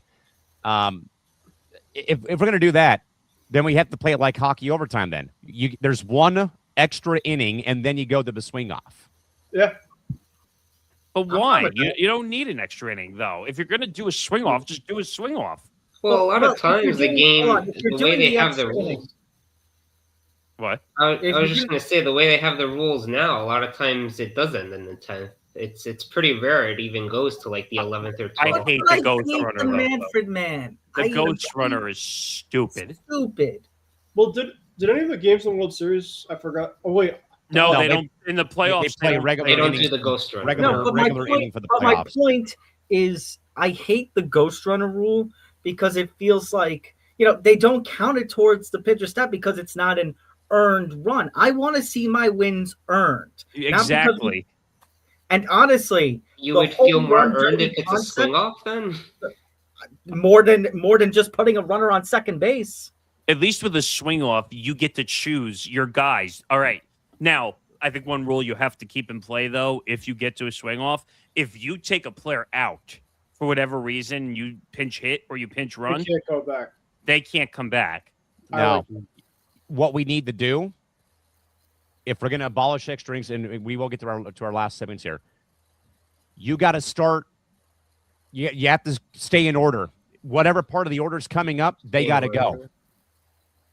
I'm okay with that. It's not like the NHL where you can pick. It's not like in hockey where you can pick your best guys who score a lot to do the shootout. But that's not what they did in the All-Star game, though. I know, but that's what I'm proposing. Is that's what it would have to be if you want to again get rid of the extra inning rule for the swing off. Well, if that's the case, then you have to go from wherever you're at in your batting order. So if it's your 9-hitter up and they started it off, simple as that. But that defeats the purpose of the swing off, though. Nah, I think you would get to choose your guys, but yeah, I just for me personally, I feel like that's not really baseball. That's just a home run hitting contest, Well, I'm saying after you play 9 innings, like you don't want to sit through another 9-inning game. Like, do you really want to sit through the marathon? But you don't anymore because of the ghost runner. You don't that kind of eliminate. I mean, you every once in a while you'll get an 11 or 12 inning, but then Dino, I mean, I'll counterpoint that. Look what happened in the postseason in terms of they don't play the rule. When you took away the extra inning rule, I mean, we almost had a game that went to like 3:00 in the morning, at least for East Coast. We sat through it. The Mariners won the winner of that game earned that victory. I know, right. True. But let me ask you a question: is the ghost runner considered real baseball? Well, no, but I can understand why they did it because it's a 162 game season, and you don't want games going 18 innings. It's only applicable if you're playing in a travel baseball tournament in Southern California in 2006, as I did so many times. That's how they would end extra innings for travel baseball. Trust me, I don't like it either. The ghost runner, I'm not a fan of the ghost runner either, but I can understand why it ended up sticking around because it's a long season. And it's grueling to play all those games. Adopting the G League overtime rule, the first team to score 7 points wins the game with no running clock. Shot clock. I honestly think for the Ghost Runner, they should at least have a limit in terms of like if it goes past like 12 innings, then you could do like something different. Like because then it'll kind of prolong of like. I've long been on that train. The home team has 3 chances with a guy at second base, and you can't cash in. It's like, all right, well, you got to kind of change it up. Well, there's been a few games that have gone to 12, but I don't think I've seen any more than 12. I was going to give you another theory that when you start extra innings, so the 10th inning, it's a man on first base. Each team starts with a man on first base. If it doesn't end in the 10th, the 11th inning goes to second base. The 12th inning goes to third base, and then after the 12th, it then has to stay at third base because you need the game to end. I think the only problem, though, with the man on first theory is that if you turn a double play, you don't get to the 3 batter minimum for the actual inning to end. You'd have to still face 3 batters. Well, why does that matter? You would just pitch to another batter. Well, if they turn a double play with the guy in first base, there's 2 outs, and they've only faced 1 hitter. Yeah. Or 2 hitters. Yeah. No, but the 3 batter rule only applies. The man on second base. Or strike out, throw him out.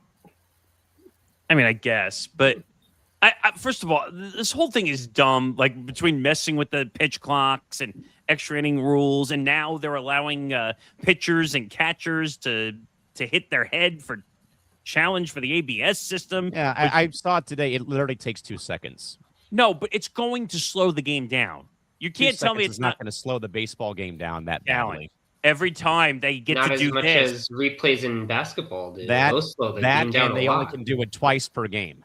I don't know, the pitch clock people really weren't on board with, and now it's like it's natural. I'm fine with the pitch clock. I'm fine with that.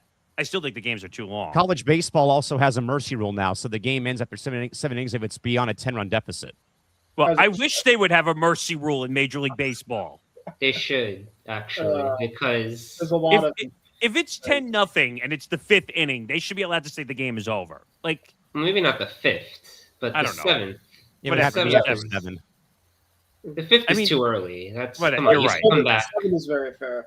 Well, if it's like 20-0 in the 5th inning, like I mean, the Padres did that to the Rockies last year in Colorado. Because let's face it, when it's 10-0 in the 9th inning, everybody starts putting in position players, and then it becomes you can't do that anymore. You can't do that anymore. There's a certain rule that I don't know. Tom might remember this too. I don't remember. I mean, if it's a 20-run game, then at that point it doesn't matter. I think that the deficit has to be more than 7 runs by the late innings of the game for that to happen. Yeah, they had to stop doing it. You wouldn't do it if it's that much anyway. I mean, but I think they were doing that because some teams were just doing it purposely, knowing they didn't want to burn their bullpen. They didn't want to burn the bullpen, right? Yeah. So now I think what do you say? It had to be a 7-run deficit. 7 runs, I think. Innings 7 through 9, I think that they could do it. 7 runs is doable. Like there's teams that have 10-run innings sometimes, So it says position players may only pitch if their team is winning by 10+ runs in the 9th inning. Okay. Or trailing by 8+ runs at any time. 8. Okay, I was close. So I don't know. I used to find it fun watching the position players pitch, though. When they throw the Uncle Charlie knuckleball. Always. Better they're just lobbing it up I there. mean, I've been a couple games the Red Sox have gotten smacked, and I leave, and by the time I leave, it's position guys pitching. I'm like, all right, I've seen enough. Now, do you sit through that game when there's a blowout like that? No, usually not. I'm staying to the end. The only Sorry. time, well, no, Callan, it's funny you say that because one of my college trips, because I obviously went to school outside of Boston, our school trip, we saw a game that we're playing the Rays, and we were losing, I think it was 7-0, 7-1 in the fifth inning. And by the time we got back to campus, about 2 hours later, the Red Sox came back and they won the game 8-7. And it's not an insurmountable lead, 7-1. You know, right? But the way that the game was going, like the Red Sox couldn't hit to save their life the whole entire game, and then of course, like the last 3 innings, I think after the Rays took their starter out, basically all my people on my train next to me were watching the game next to me. And they kept on scoring and scoring and scoring. I'm like, of course it was our luck. Of course. It's only natural that you leave the game and all this crap happens. Yeah. So now we like joke around, say we should just can't go on these. That's why you never leave early, my friend. All right, guys. Leave early.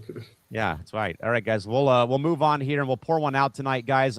Our pour one out subjects for our therapy session are Sidney Crosby's Olympic career because of injury, John Cooper and Nathan McKinnon because of their post-game commentary, and the hopes and dreams of the LA Angels ever going back to the postseason. Nick, who are you pouring one out for on this Monday night? Oh, this is a tough one. I'll stick with it. All right, I'll pour one out for Artie Moreno. Mm-hmm. You know what? At the same time, I know he's a bad owner. I know everyone's going to give him a hard time. He let Shohei Ohtani go for zilch when he could have redone his whole team with a major trade. But you can't come out and admit that you're basically don't give two shits about winning. Like that's like one of those cardinal sins in professional sports where you're just like, hey, I don't feel like winning. I mean, that could affect ticket sales too. You know, if your owner doesn't care or wants to spend. But Nick, what about the safety and the fan experience? What? Yeah, if there's no team to watch, who cares if it's safe or not? Who the hell cares? Exactly. Thank you. Oh my God. Who the hell cares? Well, or if the I got that pretty much on topic there. Or if you want to say basically the Angels are. If we're keeping a buck right now, we ass. I mean, that's what they are. Like the Dodgers. See, I think of the Dodgers Angels as like the Yankees and the Mets in this regard, where the Yankees will always be the bigger market team, always in New York. The Yankees will be the bigger brother. Bigger brother. You know what? Well, they are technically. Mm. Like the Dodgers are the big distant brother over the Angels. If you want to put it that way, that's the Dodgers with the Padres. Or the Dodgers with the Padres. But like the Dodgers are going to smack the shit out of the Angels like for life. Well, think about it more instead of the brother, the grandpa. The Dodgers are the grandpa. The Angels are the son. But Artie Moreno. I think that's just perfect timing considering the episode title of today's lounge is "Who's Your Daddy?" Yes, but Artie Moreno is a terrible owner. We all know that, but he's never going to change. He's too busy because he wants to make sure the tickets are family friendly and the beer and the food are cheaply priced. All right, Ben Cruz, who do you pour one out for tonight? Sidney Crosby's Olympic career, John Cooper, Nathan McKinnon being salty in the postgame media availability, or the Angels and their owner, Artie Moreno? Who is it? For me, it's John Cooper, Nathan McKinnon. I mean, John Cooper, for somebody that I've looked at as one of the better coaches out there, he had a record throughout the season for the Lightning. You know, he comes out as a coach to me that's been pretty solid. But come on, man. I mean, the 3-on-3, dude, you wouldn't have said it if you won the game. I guarantee you wouldn't have had these comments.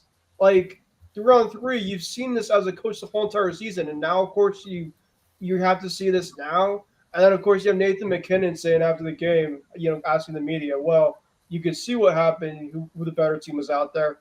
Brother, you missed a wide-open net at the most critical point in time. You're the last person to say that out of anybody on the team, as somebody that's been looked at as one of the biggest superstars out there in the NHL. and you couldn't even hit an open net for a chance to win gold. I mean, what are we doing here? You talk about the biggest copers out of the whole entire Canadian. It's those two jamokes right there, and you guys deserve it. I'm sorry. Dino Taibbi, pour one out for Sidney Crosby, John Cooper, and Nathan McKinnon, or the Angels' postseason hopes in 2026. Yeah, I'll go back to the Angels.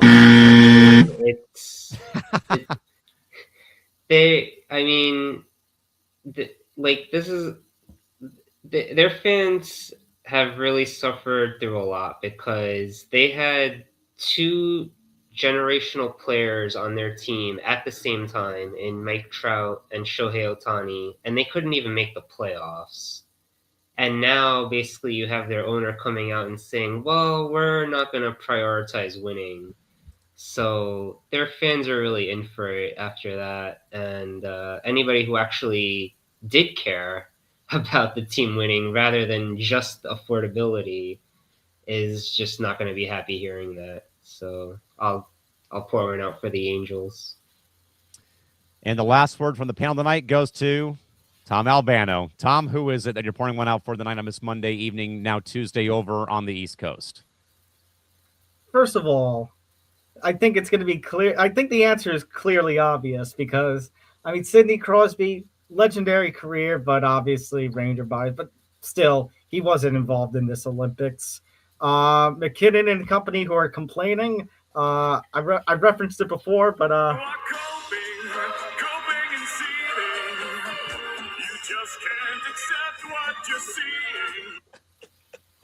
yes.